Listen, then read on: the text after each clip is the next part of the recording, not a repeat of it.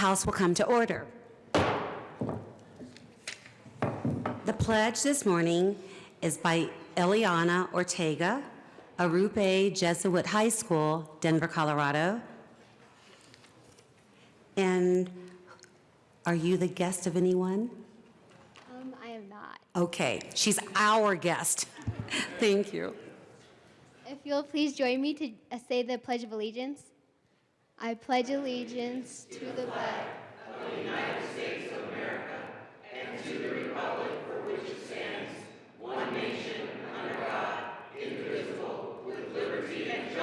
for all.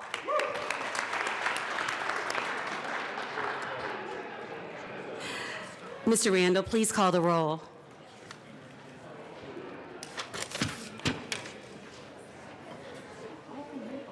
Representative Arndt excused.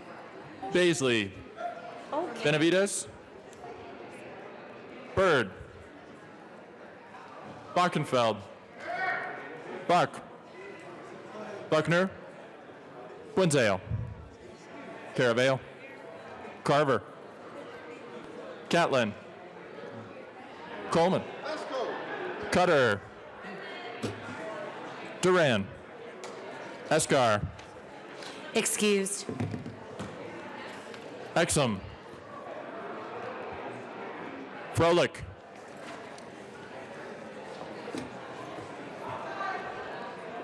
Garnett. Excused. Representative Garnett is present. Geithner. Gonzalez Gutierrez. Gonzalez Gutierrez. Gray. Herod. Holtorf. Putin. Humphrey. Jackson. Jaquez Lewis. Kennedy. Kip. Kip. Kraftarp. Landgraf. Larson. Liston. Lontine. McCluskey. McCluskey. Excused. McKean. McLaughlin. Melton. Michelson Janae. Mullica. Mullica. Let's see him.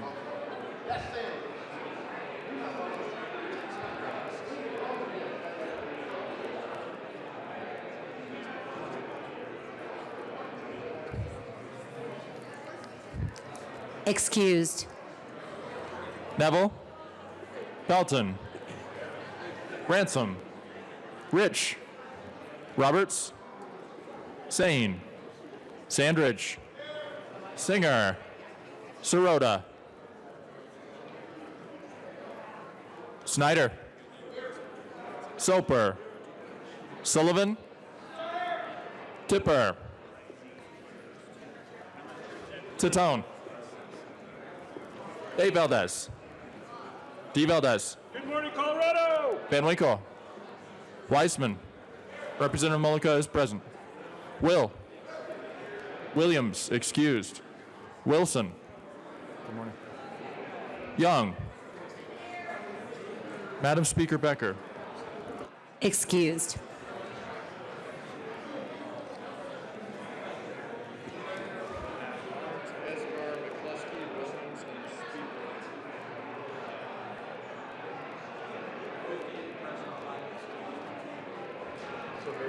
With 58 present, 5 excused, 2 vacant, we have a quorum. Representative Titone. Thank you, Madam Speaker Pro Tem. I move the Journal of Wednesday, February 5th, 2020, be approved as corrected by the Chief Clerk. You have heard the motion that the journal be approved as corrected by the Chief Clerk. All in favor say aye. Aye. Aye. If you can hear, all opposed say no.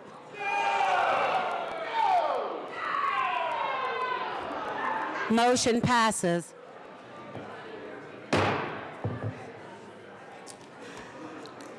Are there any announcements or introductions? Representative Harrod. Thank you, Madam Speaker Pro Tem. Finance Committee, we will be meeting upon adjournment in room 112. We will hear one bill right upon adjournment. Two bills, as Representative Byrd, my vice chair, reminds me. Thank you. You ready?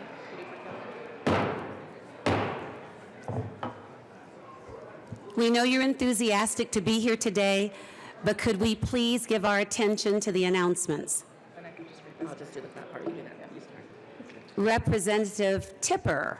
Thank you, Madam Speaker Pro Tem. Just wanted to welcome Colorado Fertility Advocates today to the Capitol. Colorado Fertility Advocates is a nonprofit grassroots organization, people that basically advocate for fertility health care, education, and then also networking for professionals as well as families and individuals affected by infertility. They're here at the Capitol today. Members will be giving you notes. Hopefully, if you have the opportunity to talk with them, you'll step out and hear their stories. Representative Harrod. Thank you, Madam Speaker Pro Tem. Will the representatives from Colorado Fertility Advocates please stand up? I don't know if they're Anyone in the chamber. room? No? Okay. All right, well, go visit them they're waving in the lobby. Oh, yeah, they're all in the right, lobby. be sure to go visit them in the lobby. Thank you for following the rules. They will be lobbying actively, so they are not in the chamber, but please do go have a conversation. Thanks, everybody. Thank you. Representative Weissman. Thank you and good morning, Madam Speaker Pro Tem. This is an announcement for Judiciary Committee. We have one minor change in our calendar. We will mostly proceed as on the printed calendar. We will hear Senate Bill 63, House Bill 1147, 1088 for action only. 1106 will not be heard today because the sponsor, Rep. Williams, is unwell, is not able to be with us today. So we are resetting that bill on the calendar probably for next week. Again, 63, 1147, and 1088 we will hear as on the printed calendar. Thank you. Representative Kraft Tharp. Thank you, Madam Speaker Pro Tem. I want to welcome the Economic Development Corporation folks to the Capitol today. These are the people that are responsible for the #1 economy in the country, and we're grateful for all the work that they do. I am especially grateful. I think this was an honor. I got the Lifetime Achievement Award this last year. I didn't think I was old enough for Lifetime Achievement, but we'll take it as an honor. So they have a lunch today. I think it's in the West Foyer, so everybody stop down, have something to eat, and join them. Thank you. Representative Bointello. And Representative Valdez. Thank you, Madam Speaker Pro Tem. Thank you. If Representative Escar could join us down at the well, if that's okay. Representative Escar. I just wanted to take a moment with the rest of the Pueblo delegation to thank you, Madam Speaker Pro Tem, to welcome the Pueblo Health Community Clinic, Pueblo Community Health Clinic. I never get those initials quite right. Anyway, thank you so much for joining us. We don't often get guests all the way up here, and we are just so thrilled to have you today.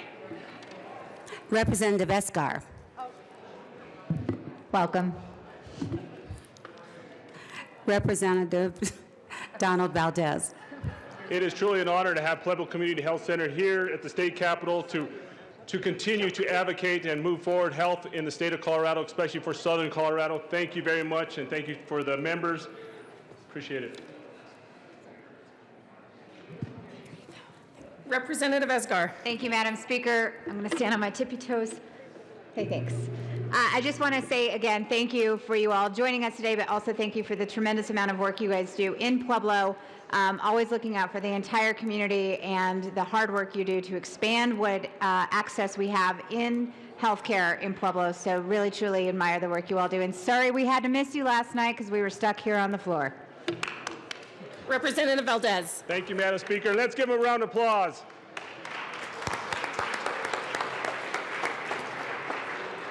Any other announcements or introductions?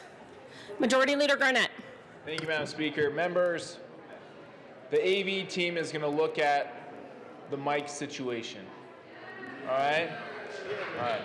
Because you can't hear anyone, and they're not long enough, and it makes people stand over here, and that's not appropriate.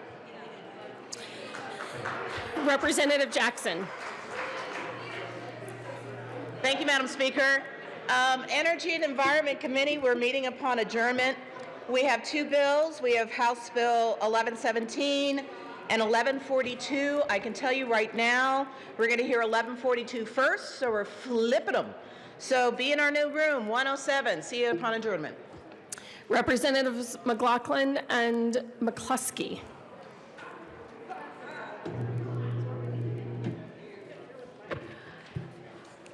Representative McLaughlin. Thank you, Madam Speaker. We would like to give a rousing welcome to representatives of Western Colorado University today in Gunnison. I hope you had a nice breakfast with them this morning, and I think they're in the house somewhere, maybe so. Anyway, go on out and tell them, and don't ever forget Western Colorado University on your list of colleges to visit. Representative McCluskey. Thank you, Madam Speaker. I am thrilled to represent Gunnison County and our friends at Western Colorado University. They are bringing higher education higher in the high country, and we're so proud to represent them down here at the Capitol. Representative McLaughlin. Thank you, Madam Speaker. I'm sorry, I did it again. Okay, bills in education today. We have postponed bills 1058, 1034, 1135, and today we will hear 1131, 1062, 1110, and 1005. We look forward to seeing you there. Thank you. Any other announcements? McKean. Representative McKean. Well, thank you very much, Madam Speaker. It is an honor to serve in this chamber with you. You as well. Folks, we've got some economic development folks who are here today, and I think we should recognize them and one, thank them for all the work that they do in helping our communities grow and thrive. But there's actually a more important piece of that puzzle, because I'm from Loveland. I don't know if you know that. Loveland, Colorado, not Loveland ski area, Loveland, Colorado, where love flourishes, and it's this perfect time of year. And so Alec Garnett, Representative Majority Leader Garnett, what day is tomorrow? Is tomorrow the deadline to get Valentine's in the mail? Damn. Look at that, look at that. So we all know that there's a box that sits on my desk. It's a very important box, and that box holds in it cards that people would like to have stamped in Loveland, Colorado, because it's an important thing we do. And really, it's the only reason people love each other in the state of Colorado, and so I think you should participate. So that box is on my desk for one more day. Please come and bring your Valentines, and I will take them, or someone will take them, to Loveland and have them stamped. Thank you so much. Any other announcements? Representative Kennedy. Thank you, Madam Speaker. State Veterans and Military Affairs Committee will be meeting at 1:30 in LSB-A to hear Senate Bill 34, House Bills 1174, 75, and 76. Representatives Sane and Soper.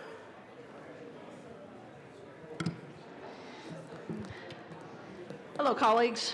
It's a wonderful day in America when justice is served, so we just wanted to say congratulations to our president. Representative Soper. Oh, thank you, Madam Speaker. And that the rights of the innocents have been upheld, and so we just wanted to come down here and make sure all the members knew that. So thank you. Thank you. Where is Representative Melton when you need him? Okay. Representative, anyone, Roberts. Thank you, Madam Speaker. Members of the Rural Affairs and Agriculture Committee, we do not have committee today. You have the morning, early afternoon off. No committee will meet back again on Monday. Don't worry about it. Representative Melton. Thank you, Madam Speaker. I don't know, I just heard my name, but I did hear, there was something that happened in the U.S. Senate. I think it was the death of democracy and the American voice, but maybe it wasn't. I just was curious, what was the vote count on one of those articles? Was it all 1D, or did somebody become the first person to vote against the president of their own party because it was the right thing to do? Representative Esgar. As fun as this has been, I have a very boring announcement. The Joint Budget Committee will be meeting upon adjournment as we are diving into figure setting if y'all are interested. Representative Buckner. Madam Speaker Pro Tem. Representative Landgraf. Together.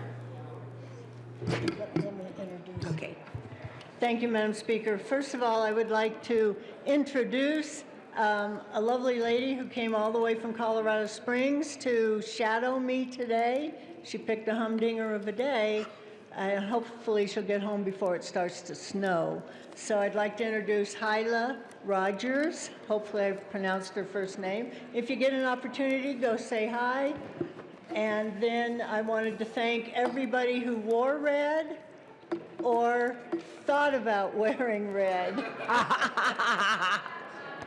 I know that it's difficult because we come up here and we don't have the right colors or the right sweatshirts or whatever, and we're not going to go all the way back home to get those. Except for you people who live close, no excuses. Except for Kraft Tharp, who only wears gray or black.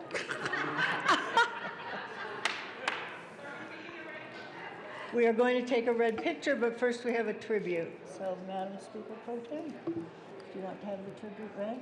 Oh, yes. I have the honor of asking that we have the resolution read at length. The Senate and House of Representatives convened in the 72nd General Assembly hereby recognizes National Wear Red Day, February 6th, 2020.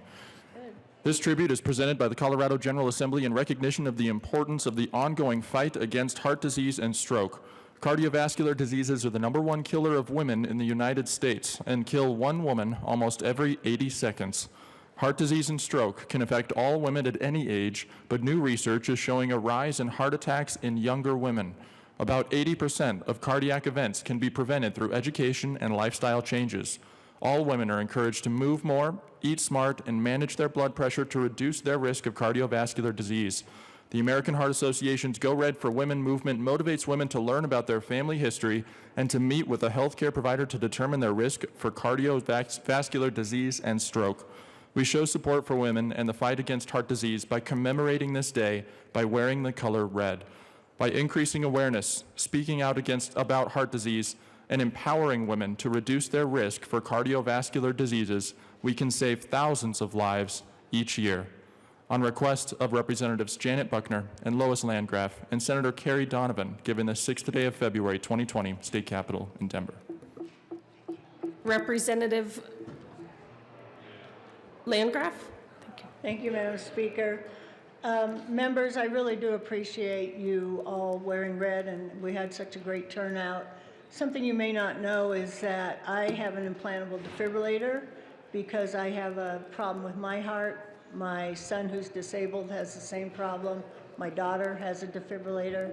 My oldest son, he passed it on to his youngest daughter.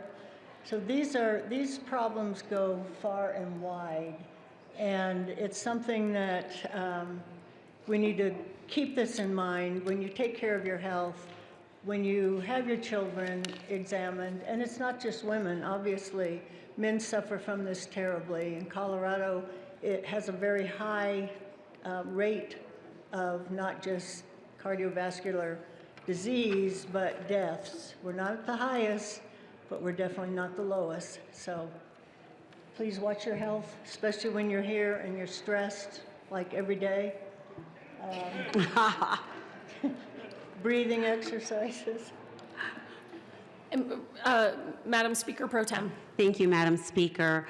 I want to encourage everyone to have their yearly physicals with their healthcare provider to make sure that you're on track for your blood pressure being at a normal rate and making sure that any markers that are there are discussed.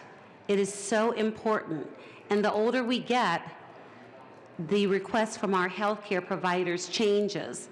Because when I just went in for my last physical, my doctor asked different questions because of my age. She provided the ability to have more blood tests because I am at that age where she wanted to look at different things in my medical history. So it is so important to have those yearly exams, making sure we are taking care of our health. Preventative medicine is the best way. And so many times we are all stressed out here, and stress is not good for cardiovascular diseases and high blood pressure. So please, please pay attention to your bodies, listen to your bodies, and make sure that you get those regular checkups. And at the end of the day, we are going to take a photograph, just like we did last year, with everyone in their red. And I brought some extra red scarves just in case you forgot to bring your red today, because we want as many people to participate as possible so we can tweet this picture out and make sure everybody remembers to be heart healthy and to be healthy in general. Thank you. Representative Liston wants to speak on this. Okay. And does Representative Esgar. Thank you, Madam Speaker. Well, members, I know that they're speaking about the ladies and watch your health, and but it's for the guys too. Just want to relate a little personal story. I have a constituent in my House district. His name is Dan Pracknow. He was the epitome of health in his mid-50s, an exceptional golfer. Just a heck of a nice guy, and I had dinner with him over Christmas, over the Christmas holidays, and he was able to visit with his family. And now then, unfortunately, he has gone to heaven. He had a serious heart condition, and he was with us one day, and now he's gone. So it can happen to the best of us. So for the guys, watch your health too. He died of a heart condition suddenly. So what they're saying about the ladies, it's ever so true, and even more so for the guys. So thank you for bringing this. It applies to all of us. Thank you very much. Representative Esgar. Thank you, Madam Speaker, and thank you to Madam Speaker Pro Tem for bringing the scarves too. Some of us pack on Sundays and don't know what's happening during the week. So thank you for that, because I definitely stand in support of this. As a person whose family has a huge history of heart disease, this is so important that we continue these conversations and remind ourselves and our friends. But also, I just want to take a moment to thank those who work in the profession that help us really learn more about heart disease. Many of you know my wife is a certified heart failure nurse, and she has been a cardiac nurse for multiple years. So I have the advantage when I'm home 6 months out of the year to be living with someone every day who helps me determine symptoms or talk about the needs and the problems that are coming up. I hear stories about people who think nothing was wrong until it's too late. If you ever are assuming something could be wrong and something is not right, don't ignore it, because you could be able to prevent even further damage. Pay attention to your body, and thank you guys for bringing this again this year. We appreciate it. Representative Valdez. Thank you, Madam Speaker, and it's an honor to serve with you. Members, I stand in strong support, and I want to thank Madam Speaker Pro Tem and Representative Landgraf for bringing this tribute forward, because it is our health, every single one of us, that how important it is to be concerned about, but also exercising on a daily basis for our mind, for our body, and to keep us moving forward every single day. The education, the awareness of cardiovascular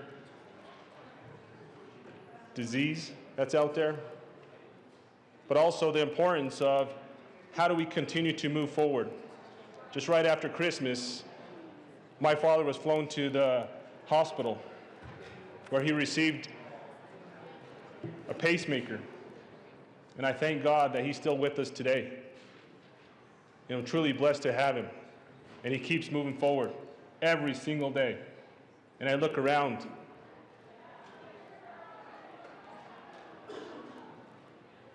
the smile that's on his face, and it keeps me going. because it is an issue that we need to address it and be aware, but also educate every single one, especially our youth, and how important it is. So thank you, and thank you to the tribute sponsors for bringing this forward. Appreciate it.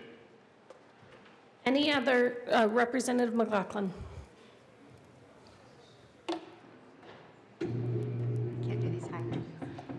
Thank you, Madam Speaker. As some of you may know, my husband went in October to have a scheduled open heart surgery, a triple bypass, and he had a stroke during the bypass in October. I wasn't going to cry up here. I'm not sure what I'm doing. He's still in the hospital in Durango, but I just need you to know that giving money toward anything related to the heart, to stroke, is working. He's starting to get some feeling back on his right side now, and he waves like this with his right hand. That's kind of what we're doing. But he's got a sense of humor. He's a Marine, so he's pulling through all this. But I just want you to know that there's a lot of people out there who are suffering through this, and that we've met a lot. But the doctors and nurses we've met are so skilled and so wonderful, and it's just amazing what science has done to get people through strokes. 15 years ago, 20 years ago, he might not have ever been able to recover, and he is now, and it's little by little, and I'm learning the art of patience. Sometimes I don't want to be patient, but here we are. So that's why I've been missing all these days of work here, so sorry about that, but last week, thank you. Last week we did get to hear from a doctor that his heart's okay. The stroke is still available, but his heart's okay, so little steps at a time that we're doing. So I just thank you for putting this out, and I appreciate it. So thank you. You didn't need to stand up for this, but thank you.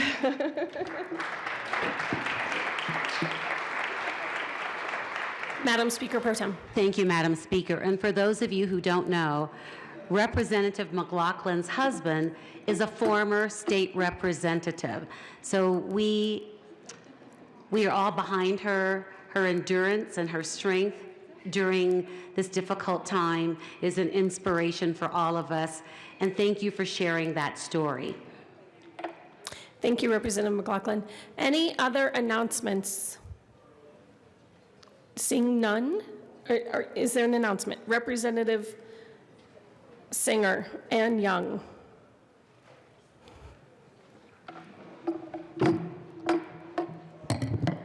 Thank you, Madam Speaker. I am here to ask that a tribute that we, our Rep. Singer and I are doing, be read at length. The Senate and the House of Representatives convened in the 72nd General Assembly hereby extend sincere commendations to Lauren Collins. Lauren Collins served as a legislative aide from 2013 to 2016 for former state representatives Diane Mitch Bush and Millie Hamner, and then state representatives Joanne Janal and Dave Young. Prior to serving in the state capitol, Lauren Collins worked as a wildland firefighter for the Larimer County Sheriff's Department. In 2016, Lauren Collins enlisted in the United States Army, assigned to the 10th Mountain Division as an infantryman. This spring, Sergeant Collins and the soldiers of the 10th Mountain Division, 1st Brigade, 2nd Battalion, 22nd Infantry Regiment HHC Scout Platoon will deploy to Afghanistan as part of Operation Freedom Sentinel and the combat-oriented mission of NATO's Operation Resolute Support. Today, we wish Godspeed to Sergeant Collins and the soldiers of the 10th Mountain Division and extend our eternal gratitude to you and your parents, William Collins and Veronica Olivas. May you return to us soon with honor and free from harm. Neil Sine Nu Mine. On request of Representatives Jonathan Singer and Mary Young and Senators Bob Rankin and Joanne Janal, given the 6th day of February 2020, State Capitol in Denver.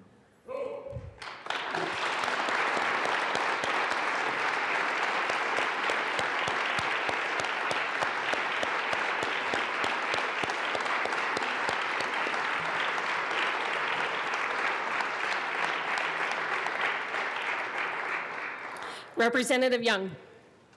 Madam Speaker, thank you. It is an honor for me to be part of this tribute to Sergeant Lauren Collins. I've known him since 2014, and he moved from his dedicated service to the state of Colorado to becoming part of the 10th Mountain Division and providing service to the entire United States and keeping us safe and secure by continuing to be an active military member. My wish is that when Sergeant Collins is done with his tour of duty, that he consider returning to Colorado and becoming part of this wonderful chamber as a state representative. So please encourage him when you see him. Representative Singer. Thank you, Madam Speaker. I had the honor of, and this feels a little hollow now that he's off to Afghanistan, but I had the honor of serving with Sergeant Collins when he was the aide to Representative Mitch Bush. And we think of public service in so many different respects. We were all brought here because a calling brought us to the chambers.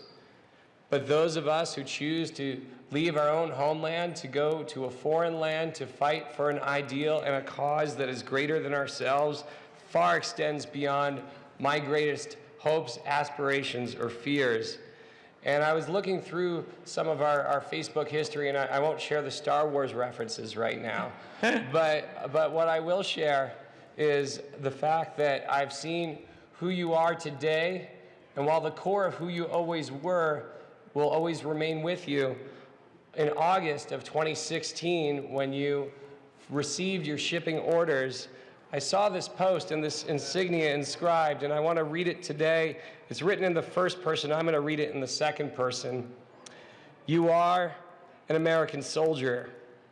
You are a warrior and a member of a team. You serve the people of the United States and live the Army values. You will always place the mission first. You will never accept defeat. You will never quit. You will never leave a fallen comrade. You are a disciplined, physically and mentally tough, trained and proficient in your warrior tasks and drills. You always maintain your arms, your equipment, and yourself. You are an expert, and you are a professional. You stand ready to deploy, engage, and destroy the enemies of the United States of America in close combat. You are a guardian of freedom and the American way of life. You are an American soldier. Godspeed, Sergeant Collins.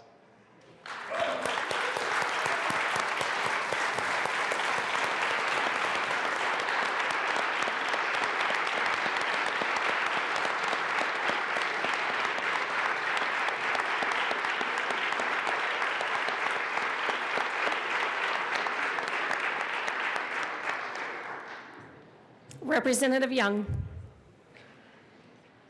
In addition to the tribute for Sergeant Collins and also for his parents who are here with us today, Veronica Olivas and William Collins and his many friends, we also flew a flag over, a Colorado state flag over the Capitol, which we are going to present to Sergeant Collins and his family right now. And hopefully he will look at the flag and realize all the hearts that are supporting his service as he moves to serve us all. Thank you. Thank you, members. Are there any other announcements or introductions? I have a few. Representative Holtorf will replace Representative Liston in Energy and Environment today only.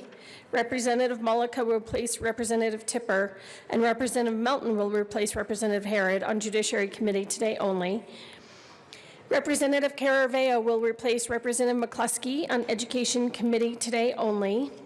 And then, let's see, Representative Landgraf will be removed as a co-prime sponsor from House Bill 1198. And Representative Soper will be removed as a co-prime sponsor on House Bill 1142. Are there any other announcements or introductions? That brings us to third reading of bills, final passage. Mr. Randall, please read House Bill 1055. House Bill 1055 by Representatives Garnett and Liston, also Senators Bridges and Priola, concerning the ability of a Vinters Restaurants licensee to manufacture vinous liquors on alternating proprietor licensed premises. Assistant Majority Leader Kennedy. Thank you, Madam Speaker. I move for the passage of House Bill 1055 on third reading and final passage. The question before us is the passage of House Bill 1055 on third reading and final passage. Is there any discussion? Seeing none, Mr. Randall, please open the machine and members please vote.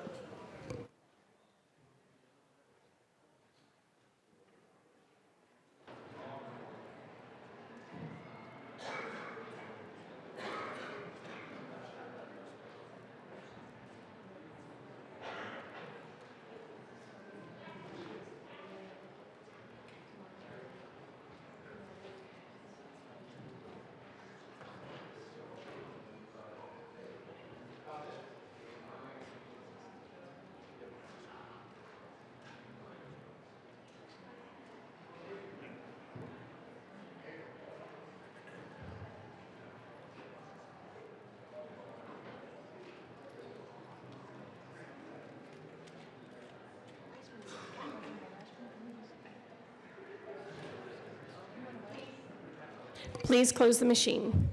Oh, I'm sorry, Representative Catlin has not voted. Representative Catlin.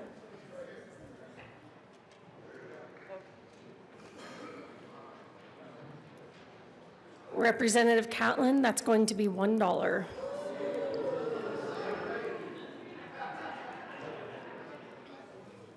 Please close the machine. With 61 aye votes, 2 excused and 2 vacant, House Bill 1055 is passed. Co-sponsors.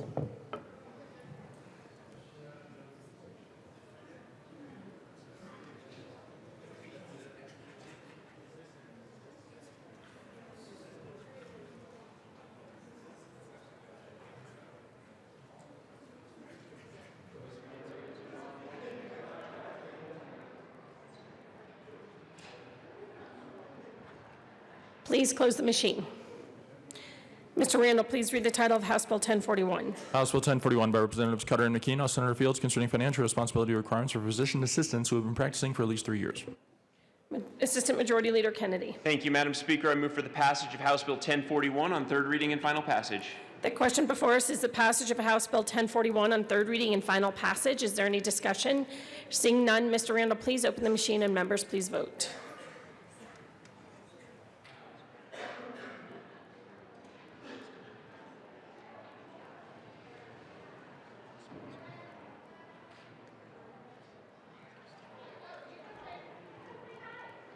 Please close the machine. With 61 aye votes, 2 excused and 2 vacant, House Bill 1041 is passed. Co-sponsors.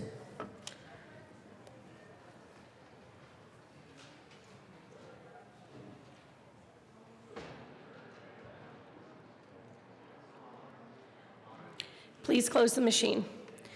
Mr. Randall, please read the title of House Bill 1038. House Bill 1038 by Representatives Art and Van Winkle, all Senators Woodward and Moreno, concerning certain conforming amendments necessitated by the transfer of certain programs from the Department of Human Services to the Department of Public Health and Environment pursuant to House Bill 13-1117. Assistant Majority Leader Kennedy. Thank you, Madam Speaker. I move for the passage of House Bill 1038 on third reading and final passage. The question before us is the passage of House Bill 1038 on third reading and final passage. Is there any further discussion? Seeing none, Mr. Randall, please open the machine and members please vote.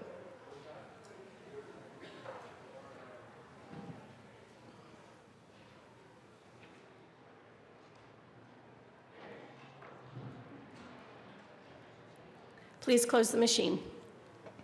With 61 aye votes, no votes, 2 excused and 2 vacant, House Bill 1038 is passed.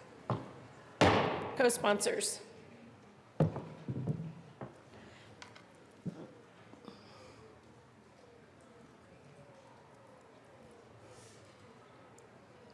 Please close the machine.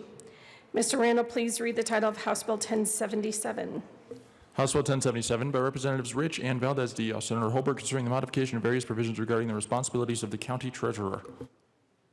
Assistant Majority Leader Kennedy. Thank you, Madam Speaker. I move for the passage of House Bill 1077 on third reading and final passage. The question before us is the passage of House Bill 1077 on third reading and final passage. Is there any further discussion? Seeing none, Mr. Randall, please open the machine and members, please vote.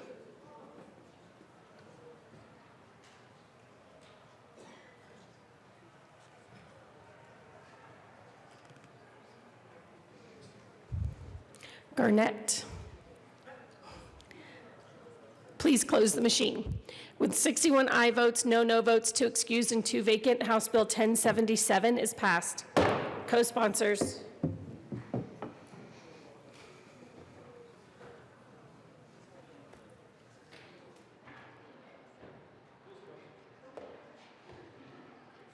Please close the machine. Mr. Randall, please read the title of House Bill 1050. House Bill 1050 by Representatives Hooten and Larson, all Senators Janal and Tate, concerning the distribution of drugs by other outlet pharmacies. Assistant Majority Leader Kennedy. Thank you, Madam Speaker. I move for the passage of House Bill 1050 on third reading and final passage. The question before us is the passage of House Bill 1050 on third reading and final passage. Is there any further discussion? Seeing none, Mr. Randall, please open the machine and members, please vote.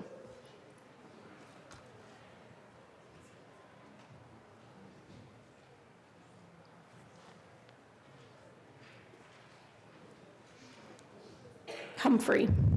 Please close the machine. With 61 aye votes, no votes, 2 excused, and 2 vacant, House Bill 1050 is passed. Co-sponsors.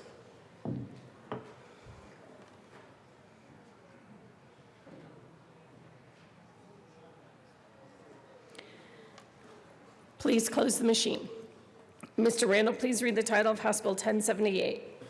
House Bill 1078 by Representatives Hawkes, Lewis, and Mullical, Senator Winter, concerning prescription drug claims submitted by a pharmacy in connection therewith prohibiting retroactive fees. Assistant Majority Leader Kennedy. Thank you, Madam Speaker. I move for the passage of House Bill 1078 on third reading and final passage. The question before us is the passage of House Bill 1078 on third reading and final passage. Is there any further discussion? Seeing none, Mr. Randall, please open the machine and members, please vote.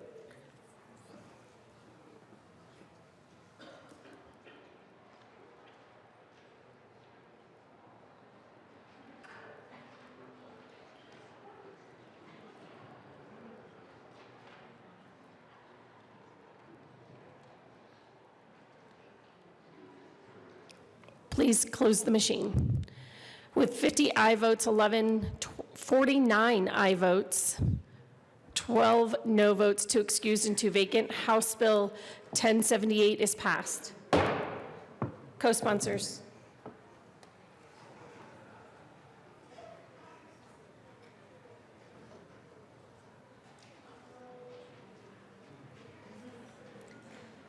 Please close the machine. Mr. Randall, please read the title of House Bill 1108. House Bill 1108 by Representative McLaughlin, all Senator Quorum, concerning the composition of the Board of Trustees for Fort Lewis College.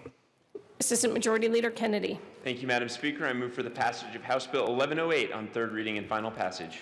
The question before us is the passage of House Bill 1108 on third reading and final passage. Is there any further discussion? Seeing none, Mr. Randall, please open the machine and members, please vote.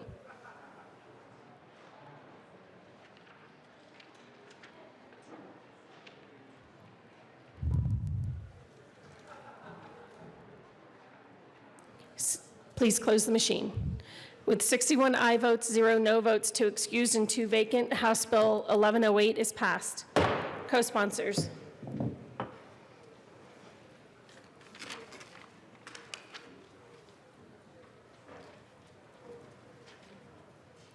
Please close the machine. Mr. Randall, please read the title of House Bill 1156.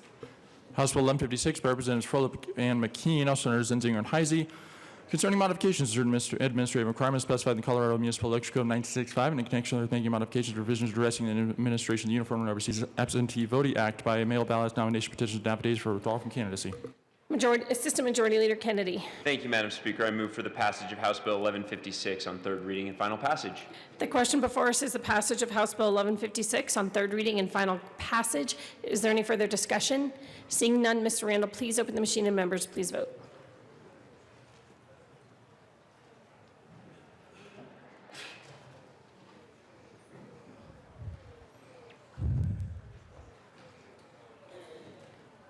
Landgraf. Please close the machine. With 61 aye votes, no votes, 2 excused, and 2 vacant, House Bill 1156 is passed. Co-sponsors.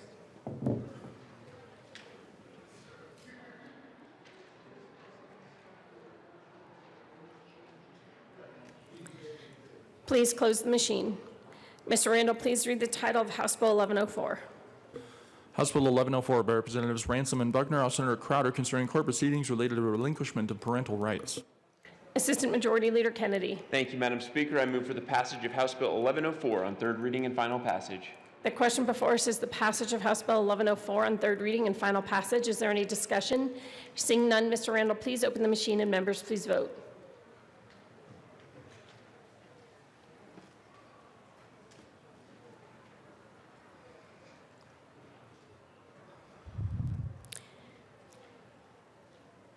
Please close the machine. With 61 aye votes, no votes, 2 excused, and 2 vacant, House Bill 1104 is passed. Co-sponsors.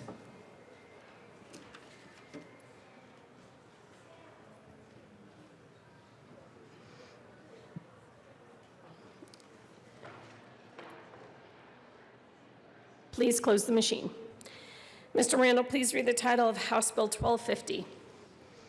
House Bill 1250 by Representative Escar, Senator Moreno, concerning a supplemental appropriation to the Department of Law. Assistant Majority Leader Kennedy. Thank you, Madam Speaker. I move for the passage of House Bill 1250 on third reading and final passage. The question before us is the passage of House Bill 1250 on third reading and final passage. Is there any discussion? Seeing none, Mr. Randall, please open the machine, and members, please vote.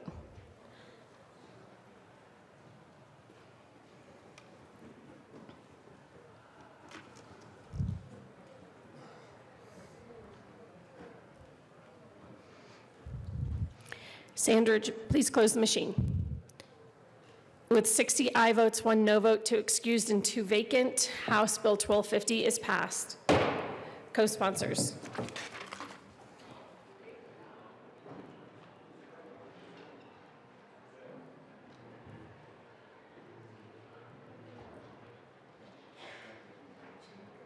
Please close the machine. Mr. Randall, please read the title of House Bill 1252. House Bill 1252 by Representative Escar, Senator Moreno, concerning a supplemental appropriation to the Department of Military and Veterans Affairs. Assistant Majority Leader Kennedy. Thank you, Madam Speaker. I move for the passage of House Bill 1252 on third reading and final passage. The question before us is the passage of House Bill 1252 on third reading and final passage. Is there any further discussion? Seeing none, Mr. Randall, please open the machine, and members, please vote.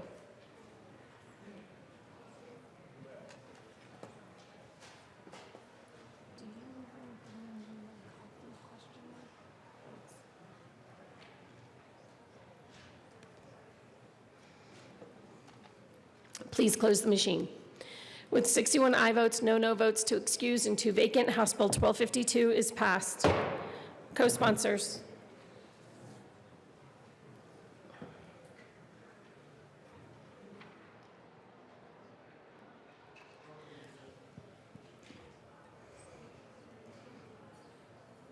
Please close the machine. Mr. Randall, please read the title of House Bill 1257. House Bill 1257 by Representative Escar, Senator Moreno, concerning a supplemental appropriation to the Department of Revenue. Assistant Majority Leader Kennedy. Thank you, Madam Speaker. I move for the passage of House Bill 1257 on third reading and final passage. The question before us is the passage of House Bill 1257 on third reading and final passage. Is there any further discussion? Seeing none, Mr. Randall, please open the machine, and members, please vote.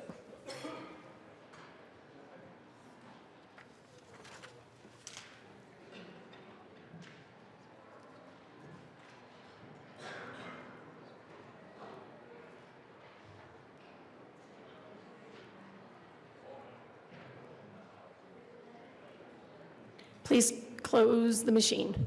With 55 aye votes, 6 no votes, 2 excused, and 2 vacant, House Bill 1257 is passed. Co-sponsors.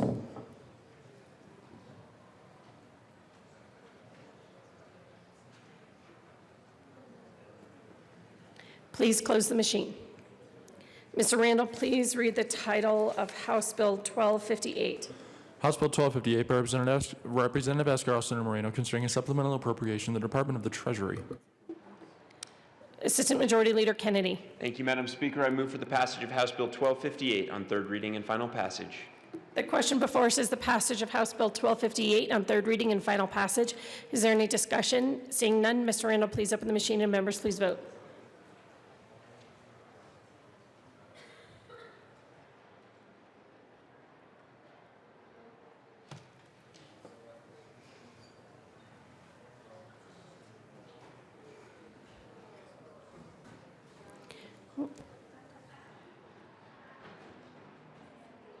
Please close the machine. With 57 aye votes, 4 no votes, 2 excused, and 2 vacant, House Bill 1258 is passed. Co-sponsors.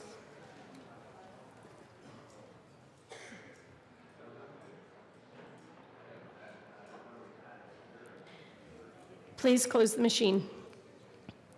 Mr. Randall, please read the title of House Bill 1258. Oh, I'm sorry, 1251. House Bill 1251 by Representative Escar, Senator Moreno, concerning a supplemental appropriation to the Department of Local Affairs. Assistant Majority Leader Kennedy. Thank you, Madam Speaker. I move for the passage of House Bill 1251 on third reading and final passage. The question before us is the passage of House Bill 1251 on third reading and final passage. Is there any further discussion? Seeing none, Mr. Randall, please open the machine and members, please vote.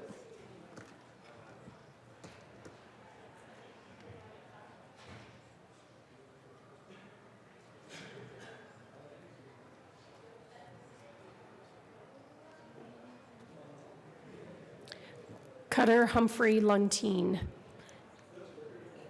Please close the machine. With 52 aye votes, 3 no votes, 2 excused, and 2 vacant, House Bill 1251 is passed. Co-sponsors.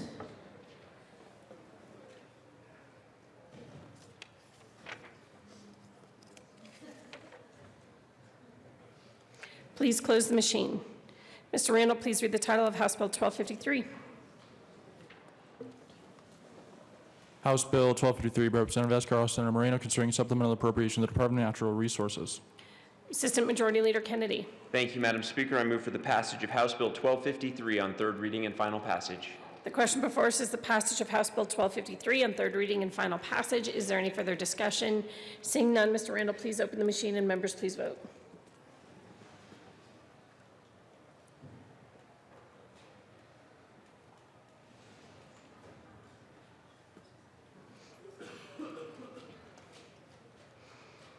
Humphrey, please close the machine.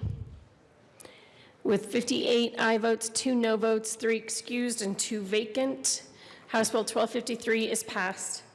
Co-sponsors.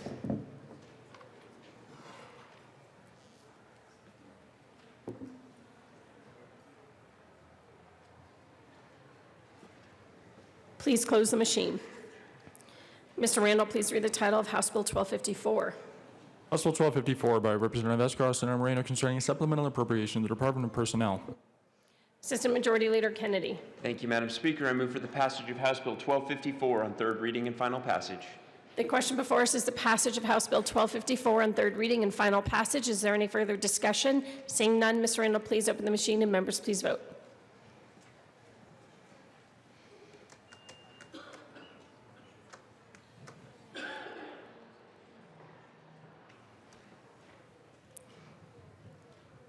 Please close the machine. With 58 aye votes, 2 no votes, 3 excused, and 2 vacant, House Bill 1254 is passed. Co-sponsors.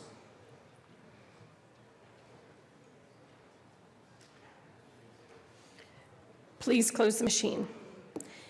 Mr. Randall, please read the title of House Bill 1242. House Bill 1242 by Representative Escar, Senator Moreno, concerning supplemental appropriation to the Department of Agriculture. Assistant Majority Leader Kennedy. Thank you, Madam Speaker. I move for the passage of House Bill 1242 on third reading and final passage. The question before us is the passage of House Bill 1242 on third reading and final passage. Is there any further discussion? Mr. Randall, please open the machine and members, please vote.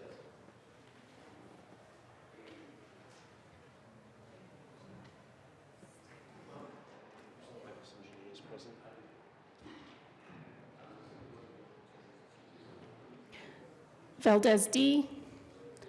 Please close the machine.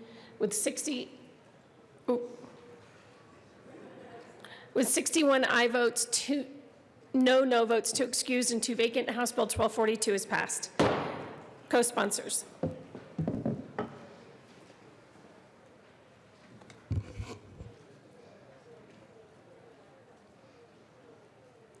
Please close the machine. Mr. Randall, please read the title of House Bill 1010. House Bill 1010 by Representatives Tipper and Coleman, also Senators Gonzalez and Donovan, concerning the Colorado Accurate Residence for Redistricting Act. Majority Leader Garnett. Thank you, Madam Speaker. I move for the passage of House Bill 1010 on third reading and final passage. The question before us is the passage of House Bill 1010 on third reading and final passage. Is there any further discussion? Seeing none, Mr. Randall, please open the machine and members please vote.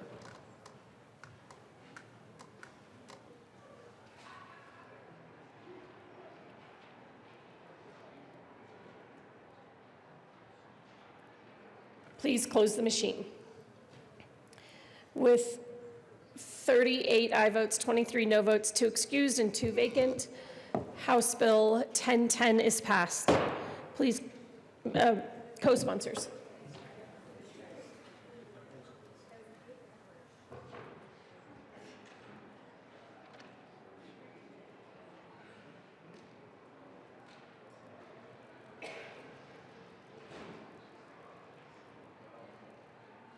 Please close the machine. Mr. Randall, please read the title of House Bill 1255. House Bill 1255 by Representative Escarral, Senator Moreno, concerning a supplemental appropriation to the Department of Public Health and Environment. Majority Leader Garnett. Thank you, Madam Speaker. I move for the passage of House Bill 1255 on third reading and final passage. The question before us is the passage of House Bill 1255 on third reading and final passage. Is there any further discussion? Seeing none, Mr. Randall, please open the machine and members please vote.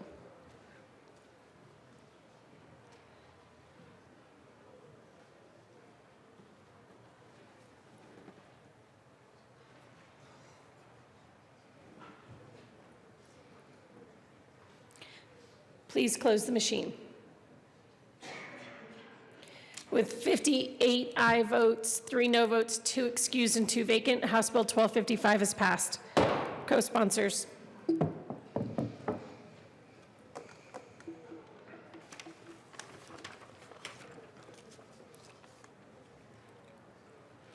Please close the machine. Mr. Randall, please read the title of House Bill 1256.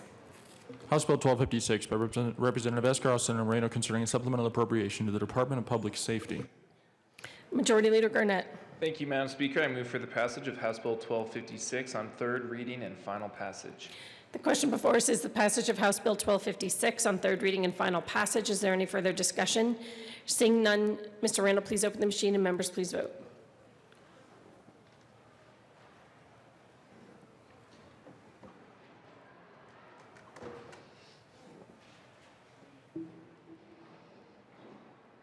Please close the machine. With 61 aye votes, no votes, 2 excused and 2 vacant, House Bill 1256 is passed. Co-sponsors.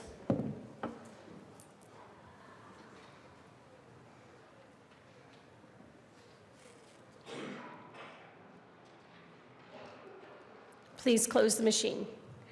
Mr. Randall, please read the title of House Bill 1244. House Bill 1244 by Representative Escarral, Senator Moreno, concerning a supplemental appropriation to the Department of Education. Majority Leader Garnett. Thank you, Madam Speaker. I move for the passage of House Bill 1244 on third reading and final passage. The question before us is the passage of House Bill 1244 on third reading and final passage. Is there any further discussion? Seeing none, Mr. Randall, please open the machine and members please vote.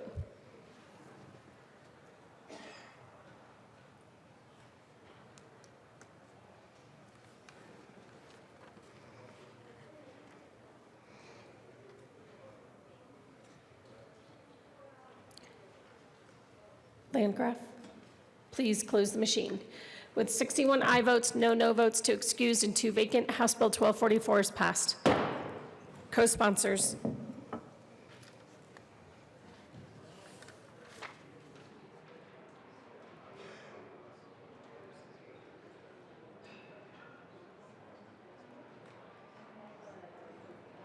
Please close the machine. Mr. Randall, please read the title of House Bill 1246. House Bill 1246 by Representative Escar, Senator Moreno, concerning a supplemental appropriation of the Department of Healthcare Policy and Finance. Majority Leader Garnett. Thank you, Madam Speaker. I move for the passage of House Bill 1246 on third reading and final passage. The question before us is the passage of House Bill 1246 on third reading and final passage. Is there any discussion? Seeing none, Mr. Randall, please open the machine, and members, please vote.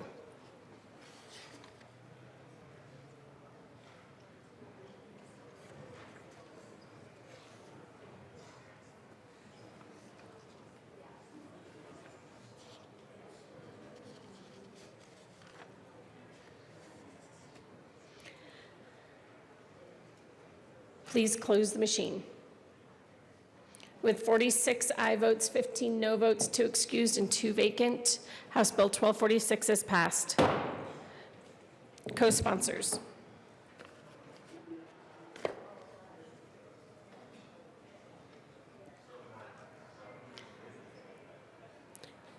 Please close the machine. Mr. Randall, please read the title of House Bill 1249.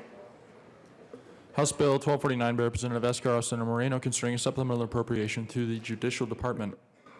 Majority Leader Garnett. Thank you, Madam Speaker. I move for the passage of House Bill 1249 on third reading and final passage. The question before us is the passage of House Bill 1249 on third reading and final passage. Is there any discussion? Seeing none, Mr. Randall, please open the machine, and members, please vote.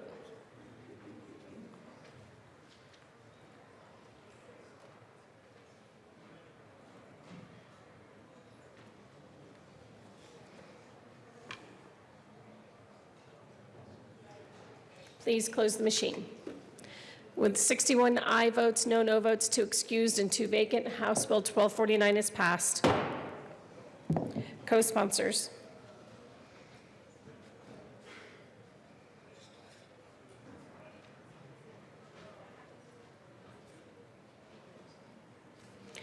Please close the machine. Mr. Randall, please read the title of House Bill 1259. House Bill 1259 by Representative Escar, Senator Moreno, concerning funding for capital construction, making supplemental appropriations in connection therewith. Majority Leader Garnett. Thank you, Madam Speaker. I move for the passage of House Bill 1259 on third reading and final passage.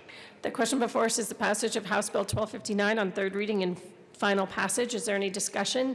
Seeing none, Mr. Randall, please open the machine, and members, please vote.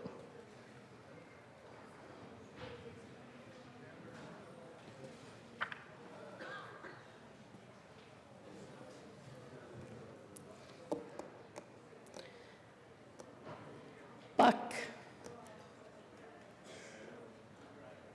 Please close the machine. With 59 aye votes, 2 no votes, 2 excused, and 2 vacant, House Bill 1259 is passed. Co-sponsors.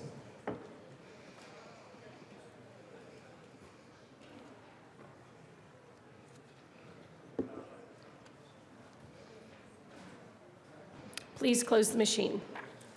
Mr. Randall, please read the title of House Bill 1260.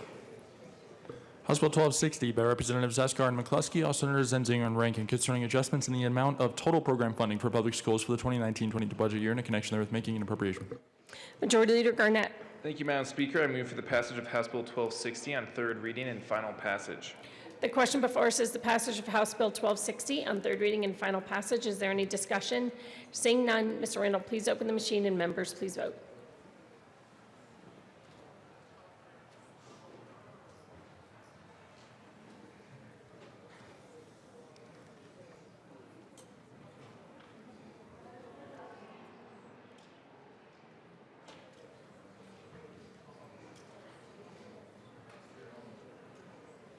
Please close the machine. With 61 aye votes, no votes, 2 excused, and 2 vacant, House Bill 1260 is passed. Co-sponsors.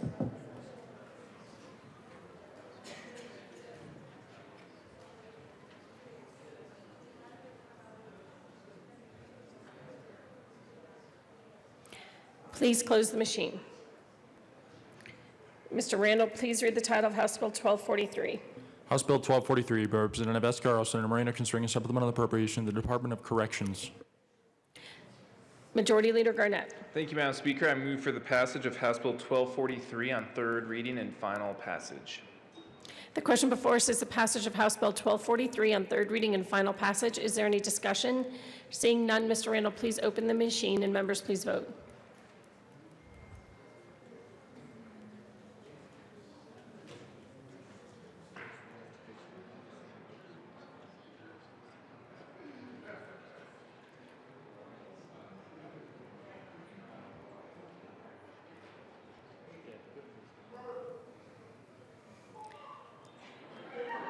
Please close the machine. With 50 aye votes, 11 no votes, 2 excused, and 2 vacant, House Bill 1243 is passed. Co-sponsors.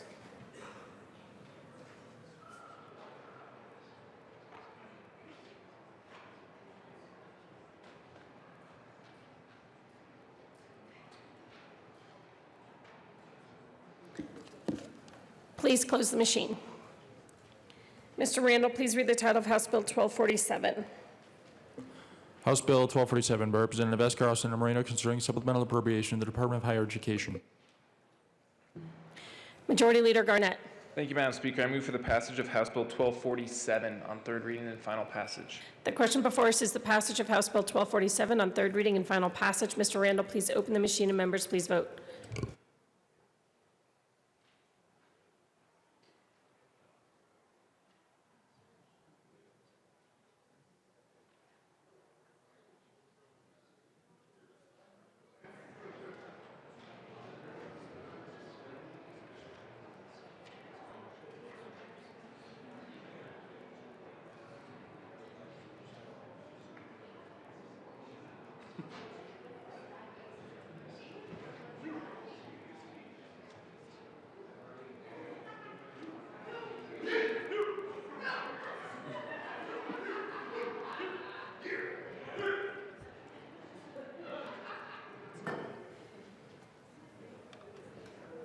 Please close the machine. With 40 aye votes, 21 no votes, 2 excused, and 2 vacant, House Bill 1247 is passed. Co-sponsors.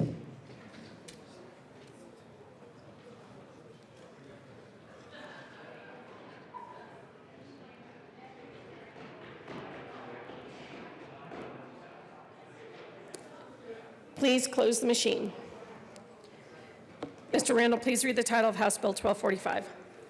House Bill 1245 by Representative Escarros and Moreno concerning a supplemental appropriation to the offices of the Governor, Lieutenant Governor, and State Planning and Budgeting. Majority Leader Garnett. Thank you, Madam Speaker. I move for the passage of House Bill 1245 on third reading and final passage.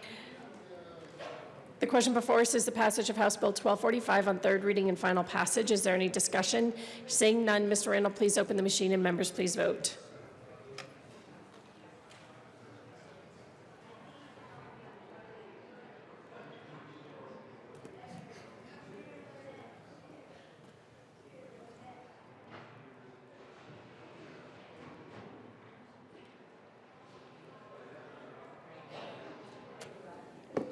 Please close the machine.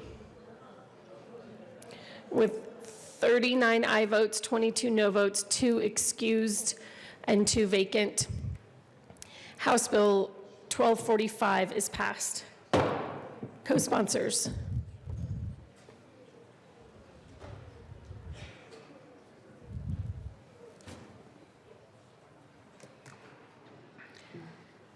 Please close the machine.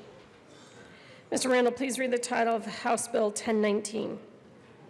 House Bill 1019 by Representative Herod, also Senator Gonzalez, concerning measures to manage the state prison population in connection with making an appropriation. The question before us is the passage of House Bill 1019 on third reading and final passage. Mr. Randall, please. I'm sorry. Don't worry. Oh, did I not move it? I'm sorry. Majority Leader Garnett. Thank you, Madam Speaker. I move for the passage of House Bill 1019 on third reading and final passage. The question before us is the passage of House Bill 1019. Is there any discussion? Representative Pelton. Thank you, Madam Speaker. And it still concerns me. We're having a study out there to see how we can shut down private prisons, and I think this bill is a huge mistake. Not only is it an attack on rural Colorado, it's also another example of political extremism that takes money away from teachers. We do not have to spend extra millions of dollars closing perfectly functional prisons for politics. It is not too late to reverse course, stop the damage being done to rural Colorado, and prioritize paying teachers over politics.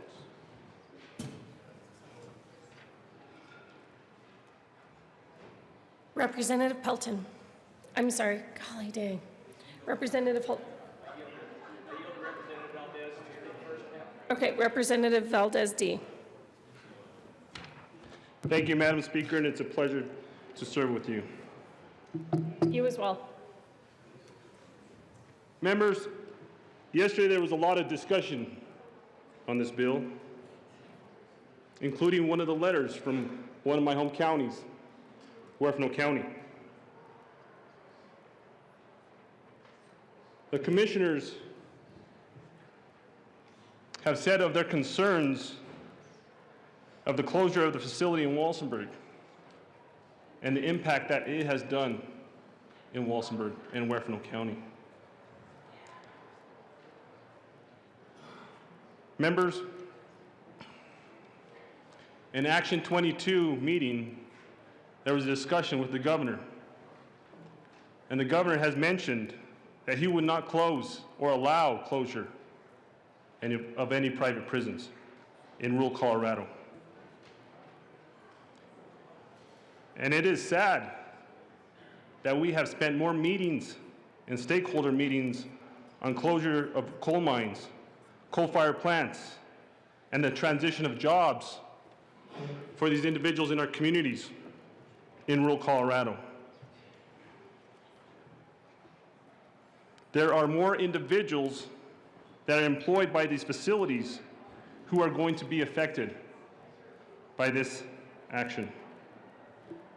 The effects will impact rural Colorado and make it more rural Colorado than what it is today. You look in Ordway, which is in Crowley County, that has lost a lot of its agriculture producers due to water developers, and now more jobs will be lost. In rural Colorado, we're dealing with economic sustainability.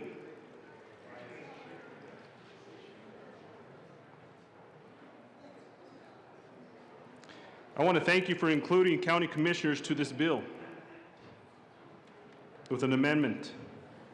But I also know that a lot of things need to be looked at. Thank you.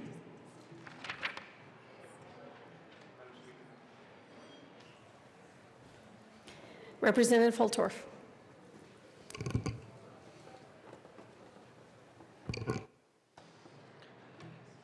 Thank you, Madam Speaker, and esteemed colleagues in this House chamber.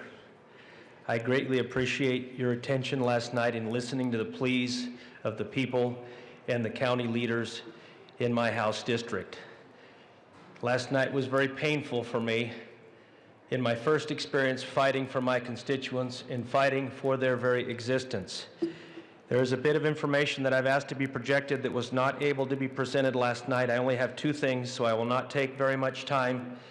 And I appreciate House Majority Leader Garnett's wise counsel and training.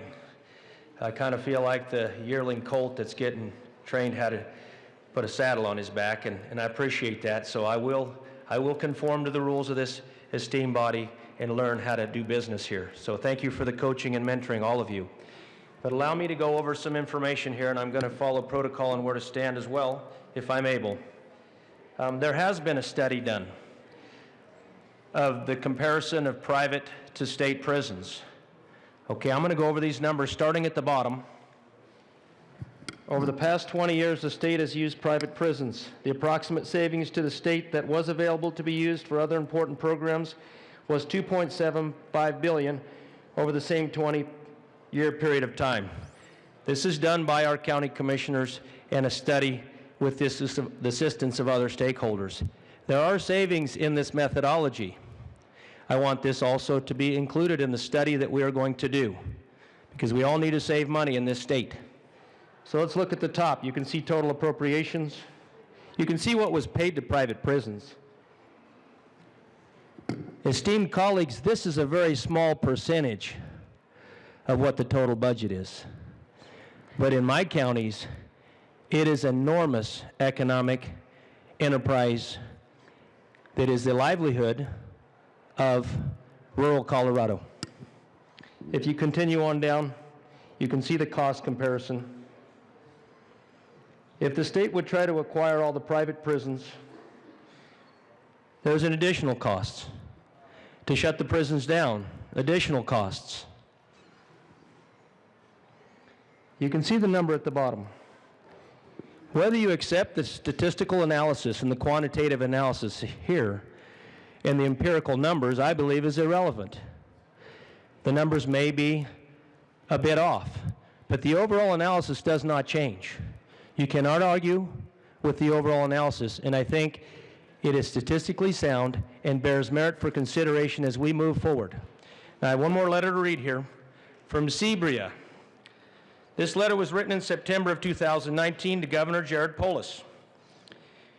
Dear Governor Polis, I am writing on behalf of the Southeast Business Extension, Expansion, and Attraction Board.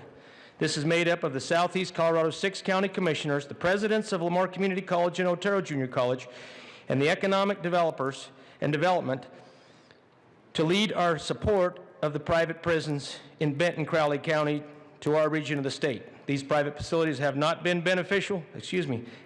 only been beneficial to the region, but have also played an important role in better managing inmate and correctional endeavors in the state. Private prisons have been good neighbors and have developed beneficial programs to ensure inmates serve their sentence in a safe environment, as well as providing them with skills which will help them as they transition back to society. Private prisons have also played an important role in holding down costs associated with the overall cost of our correctional facilities in the state of Colorado, saving money for capital construction, and are more cost-effective to run than state facilities in many cases. They also would provide flexibility in terms of an ever-changing correctional population. The private prisons and their staff work closely with the state prisons and other law enforcement throughout the state, as well as the communities in which they are located. We sincerely hope that you will continue your support for private prisons in that they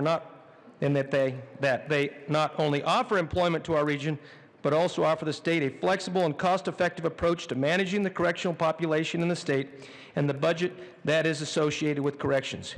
We as a board and region are available to discuss this matter in depth with your executive staff and members of the legislative body, which is why I brought this letter to you, because I think this legislative body needs to hear this message from very esteemed leaders in Southeast Colorado. Thank you for your consideration of this request and the position taken by our board. Signed, James T. Rizzuto, Chairman, Sebria Board. Thank you, Madam Speaker. You're welcome, Representative Holtorf. Representative Sandridge. Thank you, Madam Speaker Pro Tem.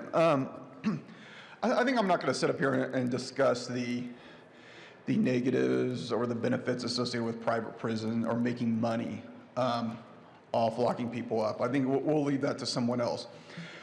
I get a little bit concerned on this bill, as well as some other bills, about discussing someone's liberty and a community profiting. Should we continue to lock someone up because somebody may lose a job? Is that something that and we hear this on this bill and some other bills, this could hurt our economy. So what are you saying? This could hurt our economy, so let's continue locking people up in this manner?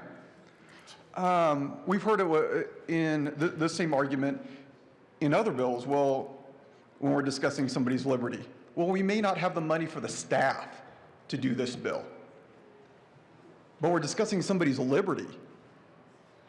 We're discussing really the essence of freedom. So when we start looking at the economy, at someone losing their job off something that may not be right, it could be right, could be wrong. We really need to, in my opinion, tread cautiously in saying we need to continue down this path of someone's liberty to make sure this other group continues to have their job or continues to have a revenue that comes into their community. I think at the end of the day, we're discussing people's liberty. And the argument of saving money or not getting money. It just needs to be tread lightly. Thank you. Representative McKean. Thank you very much, Madam Speaker Pro Tem. We had a really long debate yesterday, and for one, I would really like to thank Representative Herod. We were talking about that this morning after the prayer, that it was an occasion where we're on very different sides of an issue, and yet we debated well, we disagreed, we found places, small places where we could compromise, and I think that's important. This bill is two bills. This bill has one very vital piece, which is how do we deal with inmates that we need to house somewhere. And so the very first part of this bill is something I can support, and it's something that I think is important to discuss. It has a lot of elements to it, and I think that some of those are probably worth just thinking about for a minute. We're going to take some of our maximum security inmates out of some of our other facilities and put them in CSP2 as a part of opening up this facility that we've had. No, it is not the deal that was made last year. I don't think anybody in this room is going to deny that last year the deal that was made was that 2 pods would be opened so that we could have a transitional housing situation at CSP2. I think that's pretty accurate, that we would put people there who were coming into the system so that we could figure out where they best are suited to go, and we could put people there who are leaving the system so we could figure out where they best should go. I think that's a fair estimation of what we did. This is different. This is different because now we are going to have a need, we have a facility, and we really do need to use it. That's part one of this bill. Part two of this bill has to do with a philosophical decision that we as a body need to make. That philosophical decision is, does the state do a better job in the corrections business, or do private prisons do a better job, or maybe it's a mix. Maybe it's all the tools in the toolbox. And I actually think that, for me at least, it's the latter. All of the tools we have in the toolbox are good tools that we ought to use, and I don't lay on one philosophical side of this aisle or the other. But what I want to put to all of you, and what I actually want you to stop and think about, and this is why third reading is such a good place to do this, when we are focused and we know what we're about to do is vote on this bill. There is not one person in this room, not one representative in this room of your constituents who does not believe in a rehabilitative system of justice. There's not one person in this room that believes that justice, or meting out justice to people who have been convicted of a crime, means sticking them away in a box somewhere and warehousing people. Not one person in here believes that. And that actually makes me happy, because that means that we are on a progression toward where we ought to try to go, which is you break the law, you pay your debt, and you are restored. And your victims are restored through that process so that when you're done, you can be welcomed back to society. Last year, Senator Lundberg and I, 2 years ago, Senator Lundberg and I ran a bill to allow the pre-registration for voting of people who are finishing their sentences. Because what a great thing for them to come back to society and participate and be able to go back to voting and doing the things that they need to do. Because that is such a sign of the restoration of their citizenship, of their participation in our society. And I want all of you to think about this for a minute. Are we doing the best we can to make sure that people have the best opportunity to be rehabilitated? I will posit this. When we operate our correction system at such a close margin on capacity, we do not do our best job.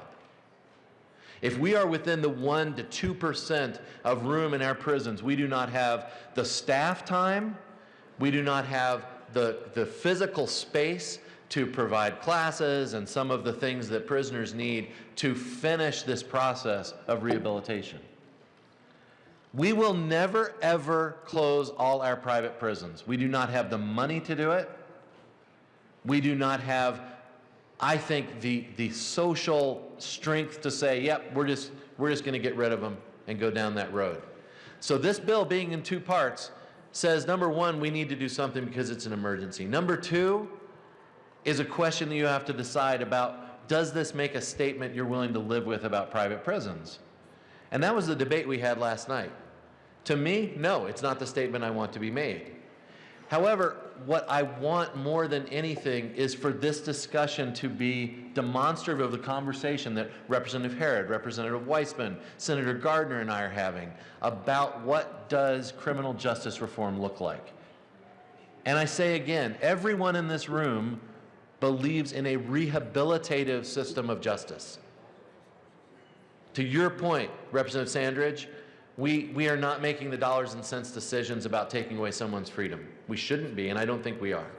I think what we're really saying is, here are the disparate impacts of the second part of this bill, which does have a significant impact across the state. So I'm not here to ask you to vote one way or another. What I'm really asking you to do is to come along on a journey that talks about how we really rehabilitate people who have broken the law in this state. How do we do best for all of our citizens? I appreciate your quiet, I appreciate your thoughtfulness, and really I think this is this moment where we get to move forward. Is it in this bill? I don't know. Is it other conversations that we get to have? We're going to have them. And I think that one of the great things is it's not just dollars and cents. It is not just do we like private prisons, state prisons. It's what are we doing best for the people who are in the system.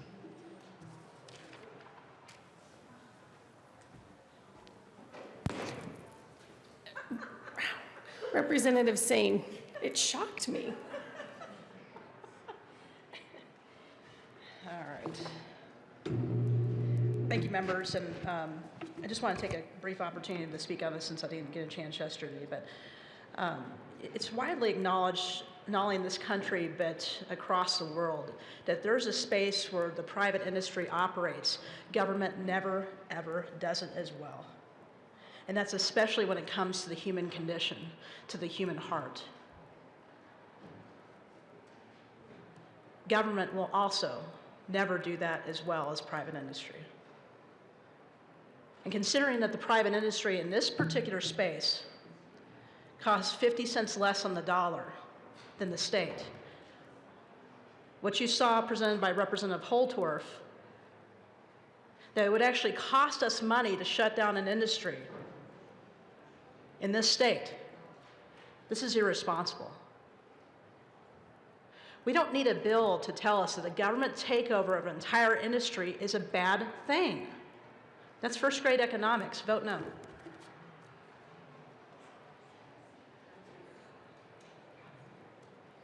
Representative Herod. Thank you, Madam Speaker. Members, I've appreciated the conversation from both sides of the aisle on this issue. I'll start by saying this is a study. I told you guys that last night, though.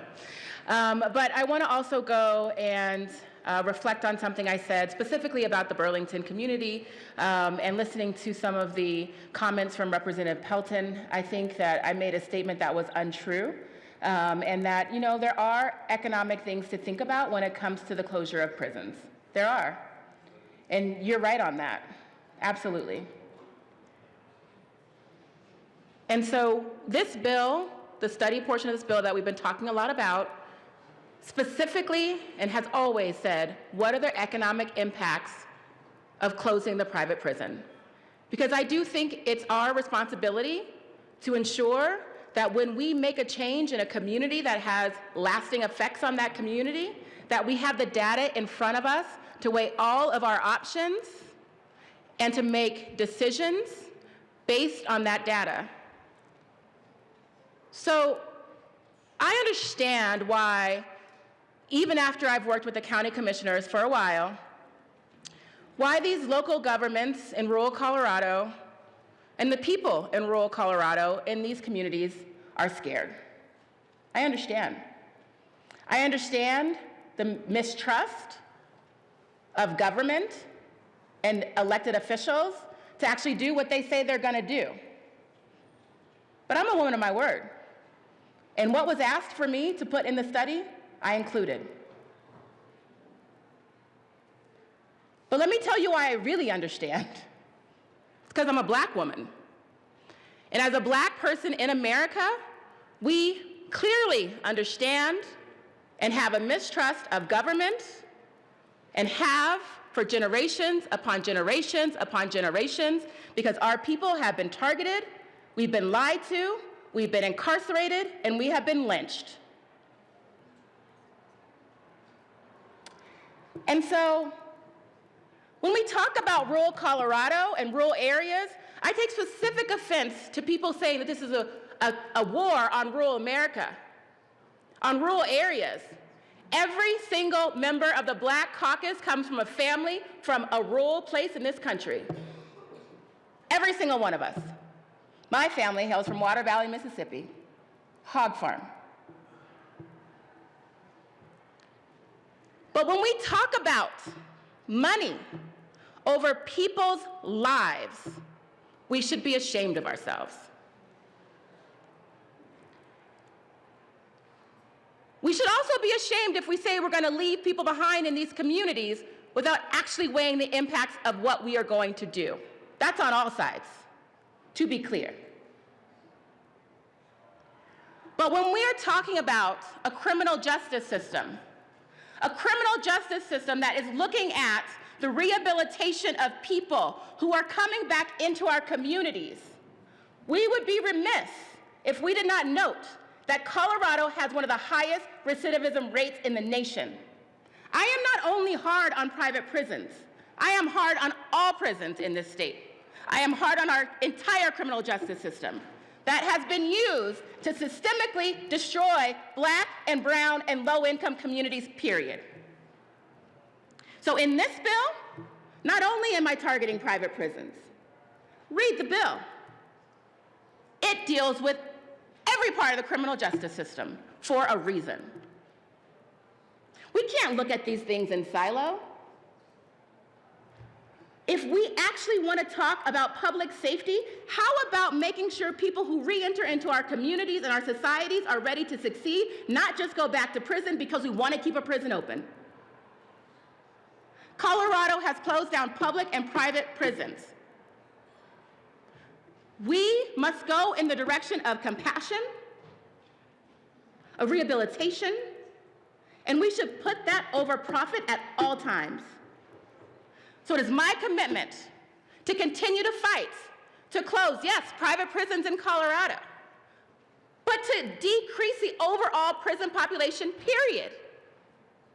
And if that means buying back a facility so we can provide the right programming in these buildings, so that we can ensure the employees and the correctional officers are actually paid what they deserve for the hard work that they do. We need to study that. We need to look at that. That is what this bill does. So I stand with rural Colorado. I stand with the Black and brown and low-income communities who have been devastated by mass incarceration, and I will continue this fight. And I look forward to working with folks on both sides of the aisle on any part that you agree with. But let's agree to put some compassion back in the system. Vote yes on this bill, 1019. Thank you. Representative Carver. Members, I wasn't going to come down on thirds, but I think there's a couple of points that have been raised that I feel I need to address. First of all, just to be absolutely clear, Department of Corrections in their testimony has said that the private prisons here in Colorado have met or exceeded their performance requirements. So understand that across the country there are certainly examples of private prisons where significant deficiencies have been found, where corners have been cut, where programs have not been provided to inmates. Completely agree. I also get that philosophically you can prefer government-operated prisons over private-run prisons. Agree. But to the point that when we're talking about how prisoners are treated in DOC-run facilities versus privately run prisons here in Colorado, everything I have heard from Department of Corrections on our privately run prisons in Colorado is that they are performing at or exceeding the expectations of DOC in their operations, in their programming, in how inmates are treated. So there is no evidence. That is not an argument for or against this bill. There's simply no evidence that the privately run prisons are doing worse than the publicly owned on performance measures. Second point. Rep. Herod said that the Colorado recidivism rate is significantly higher than the national average, if I'm paraphrasing correctly, Rep. Herod. You're exactly right. Our recidivism rate in Colorado is horrible, at 48%. That is a problem that needs to be addressed. I submit that the policies in this bill do nothing about that. One aspect of this bill that never got discussed last night was a provision that increases early release with an additional factor of earned time based on, quote, leadership in cultural and other areas, a totally subjective term. Understand we already in Colorado do not have truth in sentencing, that when somebody is sentenced to 10 years in prison, in fact, at most they're serving 50%, usually closer to 30%. A provision in this bill adds another category of earned time, a very subjective general term, you can read it in the bill, based on qualities of leadership in different areas, which will mean even more release, and you can judge whether that's good based on that factor or not. I happen to think that that's not good policy. So, members, I just wanted to speak to those points. And, of course, remember, why do we have prisons? Why do we have a criminal code instead of a civil code? It is for those individuals who, throughout history, have violated rules that we have established for protection of each other, protection of property, those that violate the norms of society where society has decided there will be punishment in terms of being deprived, yes, of your liberty as punishment after a trial in accordance with our constitutional due process for the harm you have done to others in society. And we continue to look for ways to make sure that that system is just, humane, opportunities for rehabilitation and restoration. And so, members, with all of that, I remain opposed to 1019. I believe strongly we should do a clean bill opening up CSP2. These other policy issues are very important to the state of Colorado. I do not believe we should tie them to the opening of CSP2, which is desperately needed for DOC to operate safely. So, I am in opposition to this bill and ask for a no vote. Representative Holtorf, you can have on third reading 2 times to speak in 10 minutes. So this is your second time, and you have about 5 minutes left.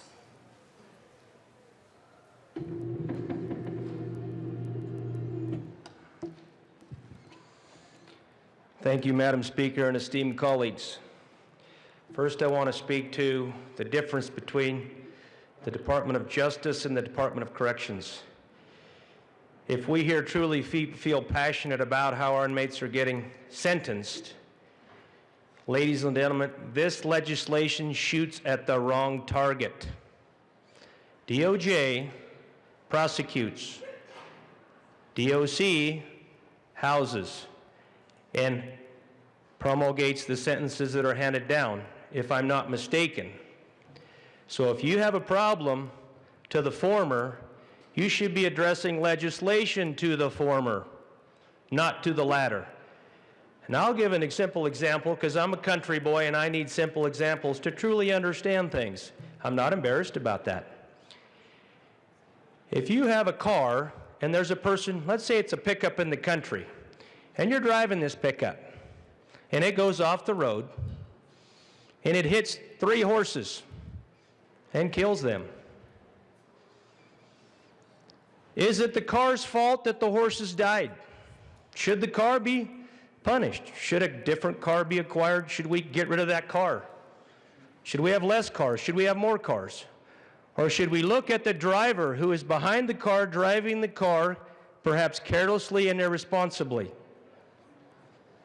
That is the analogy I will postulate with respect to this DOJ and DOC situation. So now we're going to blame the car, or a number of cars traveling down the highway, not the people that are driving the car. It's the car's fault. Well, I argue that it's not. We may need more cars to transport more people down the highway. So let's not take away from those cars. If the cars aren't running well, let's have the Department of Corrections take care of those operations. That's their job. And as was stated earlier, DOC has very good supervision over these private prisons. So I reject that argument strongly. Now, with respect to recidivism, I have a study or some information here dated February 2nd, 2020. It analyzes sentencingproject.org. It analyzes state recidivism rates. Well, guess what? Colorado isn't the highest. They're not in the top 2. They're not in the top 3. They're not in the top 4. Let me tell you who is, esteemed colleagues. Utah, 70%. We wonder why we need to help Utah with their inmate problem. Well, I would offer that any neighbor of mine in rural Colorado that needs help, I reach out and lend a hand. Our neighbor in our community last wheat harvest had their combine burned down. You know what we all did? We took our combines, helped them cut their wheat, and didn't ask them for a penny because they were in need. And in rural Colorado, you reach out and help people. You don't put up fences and walls and box people out because we all need each other. Now, I know a very important leader that one time said, it takes a village. Boy, I never thought I'd say that, but I will. It takes everybody to help. And I, as a Coloradoan, would reach out my hand to Utah to help them if they needed help. I wouldn't reject them. I wouldn't do it because it's not right if they need help. We're all United States of America. We're not the independent nation of Colorado. We're a United States, and we should help each other. Now, getting back to my point, Kansas, 67%. Alaska, 66.4%. Department of Corrections Executive Director, I think, came from Alaska, so he knows this problem well. Pennsylvania, 60%. Colorado is much lower at this 40, 45, 48% level. But I would argue the argument is flawed. Our position should be different. And we should not attack the prison. If the problem is in the judiciary, ladies and gentlemen, and it may very well be, and I understand that sometimes there is bias, there is flaws in judgment, there is quick to judge and sentence, and it's not right. 10 seconds. But the prisons don't do that, ladies and gentlemen. Thank you, Madam Speaker, for your time. Thank you, esteemed colleagues, for allowing me to make these points that are very real. And I'm not against the good parts of this bill, but the bad parts and the ugly parts need to be stripped out. Thank you. Majority Leader Garnett. Thank you, Madam Speaker and members. I just wanted to remind us all how we got here. 3 years ago, the DOC supplemental had bipartisan opposition against it. The DOC supplemental wasn't going to get off the floor of the House because there was bipartisan mistrust of the data that the legislature was receiving from the Department of Corrections. We set up a working group to dig into those issues, and it was all tied to CSP2. And that bipartisan working group met with DOC, met with members of the Senate, met with members of the community to figure out ways to move forward, to increase trust, to make sure that the data we were receiving was accurate, and to make sure that we were moving towards a better place with the Department of Corrections. With this new governor and with the new DOC, we are in a place where trust is better. There's a new liaison who's working hard to make sure that the work that's being done is being done transparently and that we can make decisions down here that are accurate. The reason that we are in this situation today is not because of the mistrust with DOC, is not because we are trying to figure out how to eventually get to a place where we don't have private prisons anymore. It's because a private prison terminated their contract with the state of Colorado and put 600 plus offenders at risk, and all of the offenders, other offenders in DOC at risk, and put our public safety at risk, and there's no accountability. So we have to move in an emergency situation to open up the second tower of CSP2 so we don't put our DOC employees, our guards, the other offenders at risk because we're putting people in triple beds, quadruple beds. We're not here because we choose to be here. We're here because a private prison chose to put us here, to make the pain on the state of Colorado as extreme as possible.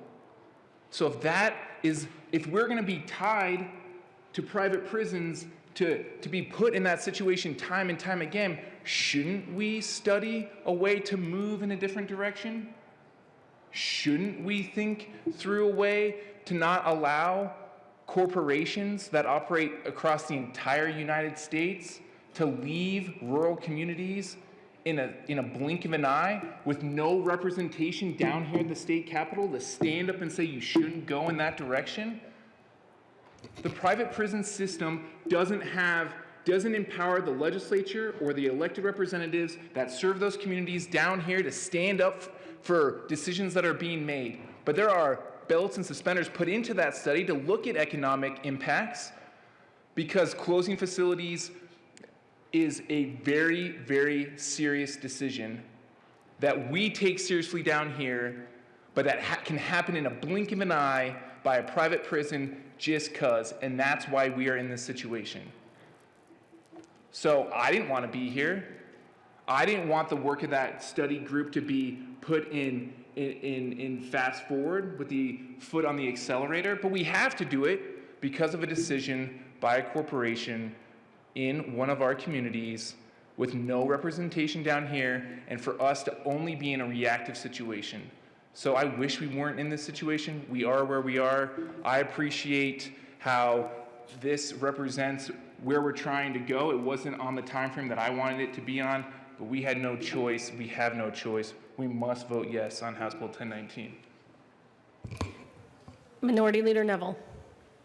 Thank you, Madam Speaker. And members, I'm glad that was brought up. Let's actually go back and look at why and the symptoms of why this private prison actually left. And I would say it wasn't in a blink of an eye. They fulfilled their contractual obligations to the state, gave the proper notice.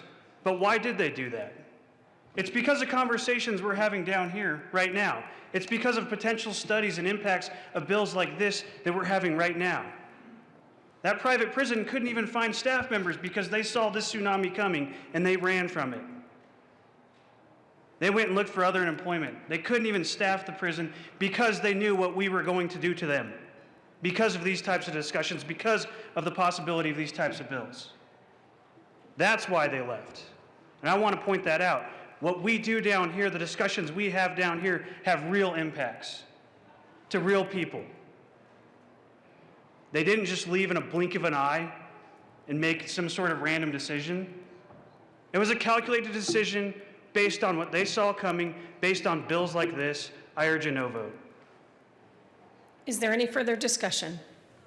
Representative Carver, this will be your second time speaking, and you have about 4.5 minutes. Well, thankfully, Madam Speaker, I'm not going to come anywhere close to that. I wasn't going to raise this point, and I have the greatest respect and admiration for the House Majority Leader. But respectfully, Mr. Majority Leader, the timeline with the Cheyenne Mountain Reentry Center is as follows. We had a contract that is their contract to house prisoners was going to expire in June of 2020. The contract included a 60-day notice of termination of contract. DOC last summer, had been in negotiations with the Cheyenne Mountain Reentry Center on some concerns they had with that facility. This was ongoing negotiations, understanding that the contract was up for renewal in June 2020. And I have a statement from Director Williams that what he was hoping would not happen in these ongoing negotiations with the Cheyenne Mountain Reentry Center is that they would do the 60-day notice and then have these 600 prisoners to deal with. When the governor, in his budget proposal in November, indicated his intent to close, not continue with the Cheyenne Mountain Reentry Center, and this was while negotiations were going on, it was at that point, and this facility is in Colorado Springs. Obviously, the employees of the Cheyenne Mountain Reentry Center, upon hearing of the governor's proposal to close, to not continue, those staff, quite reasonably, started looking for other jobs. And so there was a culmination of factors, most unfortunate. This whole timeline is unfortunate, given where we were with our DOC vacancy rate, which is hovering at emergency levels anyway. So now the Cheyenne Mountain Reentry Center does the termination notice, making a dire situation for DOC even worse in how scrambling to find a way before March 5th to house these 600 individuals. So it's a very unfortunate timeline. Director Williams, DOC Director Williams, has been trying to deal with this situation as best he can. They were going to be pushing for opening CSP2 anyway. This additional unfortunate early termination made that situation even worse. At last count, I'm sure the number's different now, at last count, from what I heard from DOC, they were still 150 prisoners plus where they had no place to put them. I'm sure that number's lower now, but that was the latest I had heard. So it's most unfortunate. We need to open CSP2. All these factors are relevant in ultimately the decision on private prisons versus public. Certainly the right of private prisons to decide to close is a factor that we need to look at from a public policy standpoint, and I don't deny that. But just wanted to make it a little bit more clear how this came to pass. Thank you, Madam Speaker. Representative McKean, you have about 3 minutes. Thank you very much, Madam Speaker. I appreciate the Majority Leader's comments. I appreciate everybody's debate on this. This is not an emergency. It is, but it's not one we've absolutely created. Let's go back to, and I think this is very important to get on the record. Let's go back to the discussion in the very early budget request this year. Because the announcement about the closure of this facility wasn't until January 7th. But if we go back to the 2nd of December, when the JBC came before the committee and said R03, and this, by the way, these are always great to have because you get to go back and look, staff budget briefing for the Department of Corrections. R03, reducing private prison use. The department requests an increase of $7.2 million total funds, including $7 million general fund and 210.4 FTE to close the Cheyenne Mountain Reentry Center, which is a private prison, and open the Centennial Correction Facility South, which is a state prison. This is a discussion that's been going on. We cannot negate the impact that the kind of discussions that this comes from have on our partners. Do we have enough of a ramp to figure out what to do about this? No. Mr. Majority Leader, I agree, no. Do private prisons get our voice in their decisions? Yeah, to a degree they do, because we are part of the discussion about what we expect those contracts to look like. Do I think maybe we ought to have that discussion downstairs, and maybe we need a bill to say these are the elements of contracts with private prisons we need? Maybe that's what our due diligence looks like. But when we come to this moment and say it's an emergency and this situation has been put on our shoulders because it just out of the blue this happened, it did not just happen. This is the result of a lot of things that made that position untenable in our community and in our state. Thank you. Representative Herod, this is your second time speaking, and you have about 4 minutes. Thank you, Madam Speaker. I want to clarify some things, and I appreciate that some folks are going back to January on this GO contract, but I go back to June.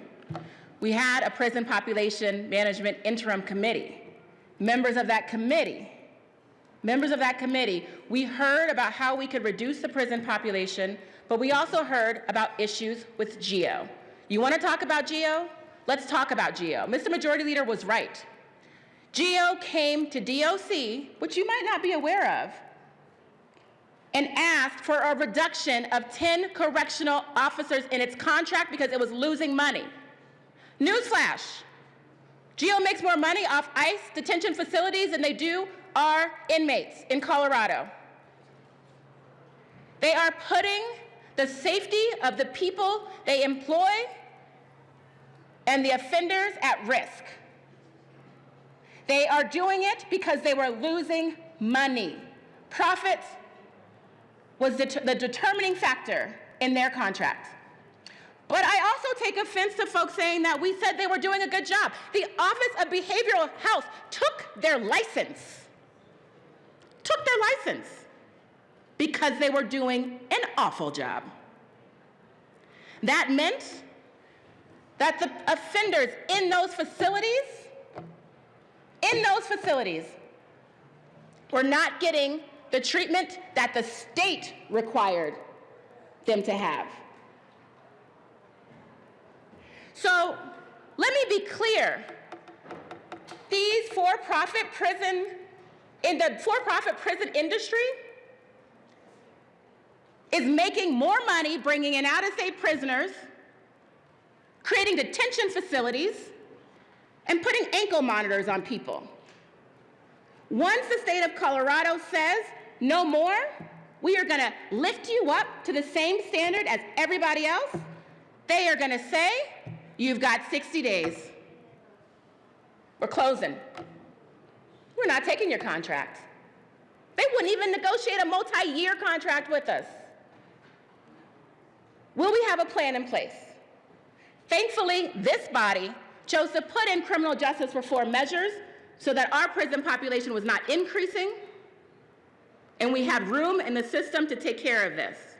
We will not in the other facilities. That is why a plan is necessary.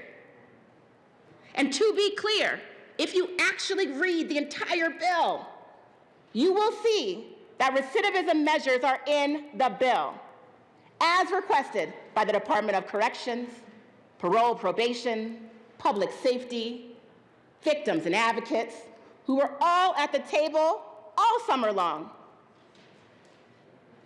working on this exact issue.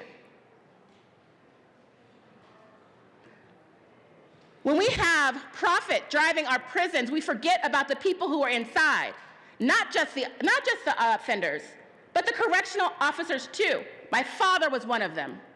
It is irresponsible for us to say, let's continue on with these contracts. Let's put profit over people. We have a responsibility to put a plan in place. Just ask for that plan.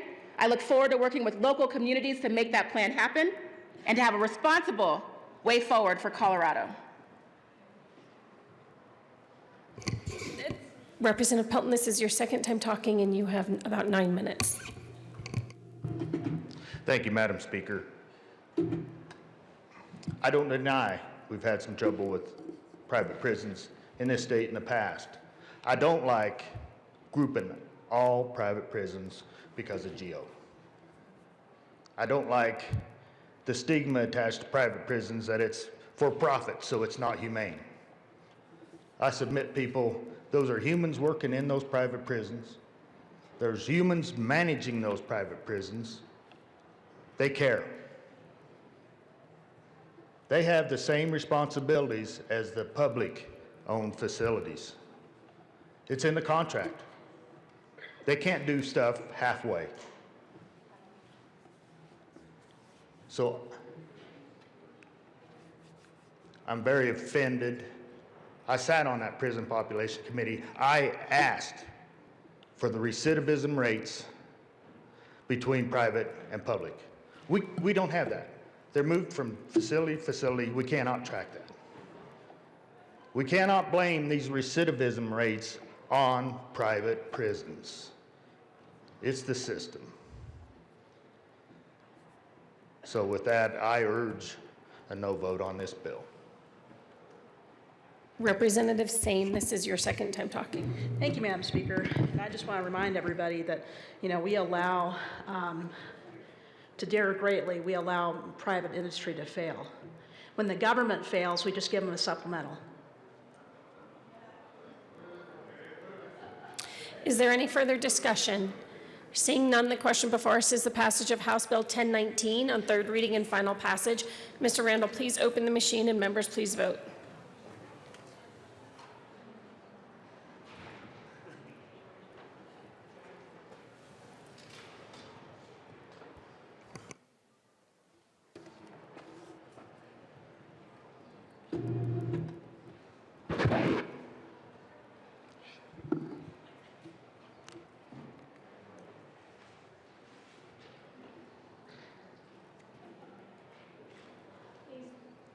Please close the machine.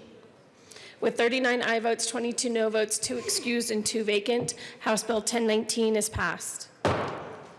Co-sponsors.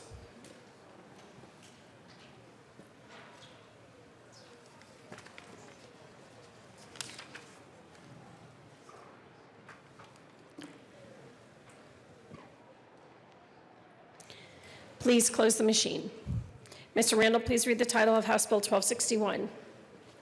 House Bill 1261 by Representatives Askar and Ransom, all Senators Moreno and Rankin, concerning a transfer of money from the general fund to the Information Technology Capital Account within the Capital Construction Fund. Majority Leader Garnett. Thank you, Madam Speaker. I move for the passage of House Bill 1261 on third reading and final passage. The question before us is the passage of House Bill 1261 on third reading and final passage. Is there any further discussion? Seeing none, Mr. Randall, please open the machine, and members, please vote.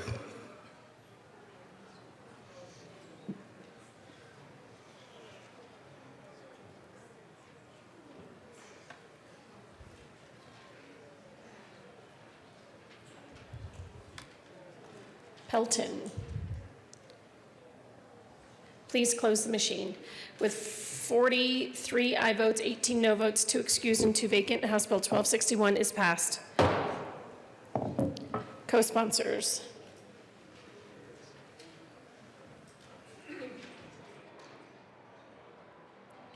Please close the machine.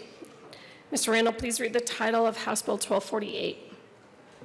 House Bill 1248 by Representative Askar, Senator Moreno, concerning supplemental appropriation of the Department of Human Services. Majority Leader Garnett. Thank you, Madam Speaker. I move for the passage of House Bill 1248 on third reading and final passage. The question before us is the passage of House Bill 1248 on third reading and final passage. Is there any discussion? Seeing none, Mr. Randall, please open the machine, and members, please vote.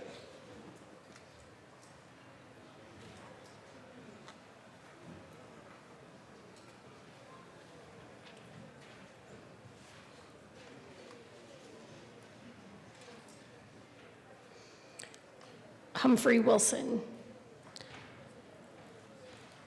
Please close the machine. With 58 aye votes, 3 no votes, 2 excused, and 2 vacant, House Bill 1248 is passed. Co-sponsors.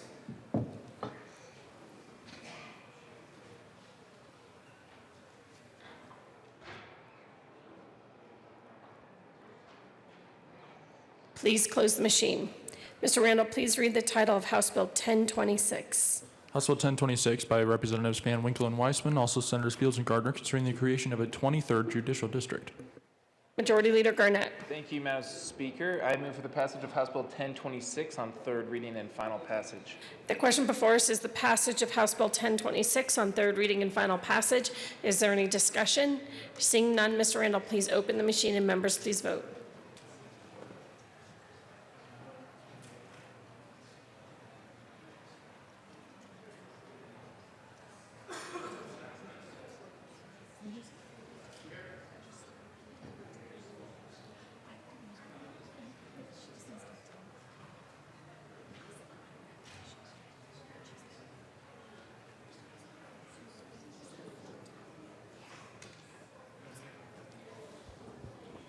Please close the machine.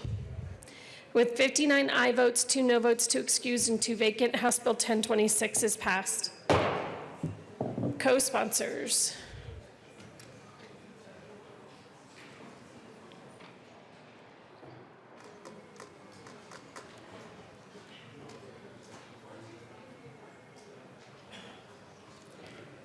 Please close the machine.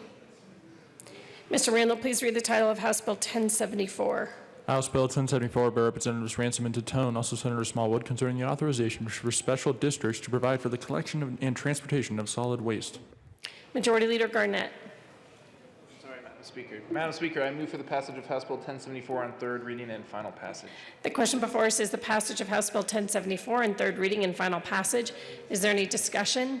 Seeing none, Mr. Randall, please open the machine and members please vote.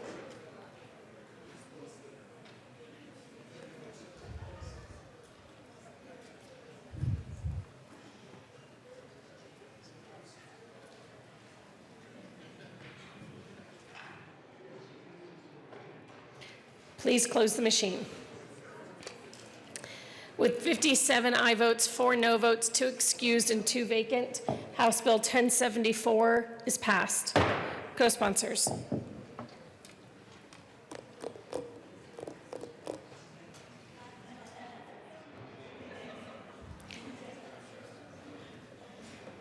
Please close the machine. That brings us to the end of the third reading calendar, and so we're at announcements and introductions. Any other announcements or introductions? Seeing none, we're going to do reports of committees of reference. Committee on Public Health Care and Human Services, I've introduced the merits of the committee reconciling House Bill 1092 be referred favorably to the Committee on Appropriations. House Bill 1100 be amended as follows, and amended be referred to the Committee hold favorable recommendation. House Bill 1101 be amended as follows, and amended be referred to the Committee hold favorable recommendation. House Bill 1113 be amended as follows, and amended be referred to the Committee on Appropriations favorable recommendation. House Bill 1139 be amended as follows, and amended be referred to the Committee on Finance favorable recommendation. Printing report. Chief Clerk, reports Printing following. report will be printed in the journal. Message from the Senate. Madam Speaker, Message Senate- from the Senate will be printed in the journal. Message from the reviser. We herewith transmit. Message from the reviser will be printed in the journal. Last chance for announcements and introductions. Seeing none, Majority Leader Garnett. Thanks, Madam Speaker. I move that the House stand in recess until later today. Seeing no objection, the House will be in recess till later today.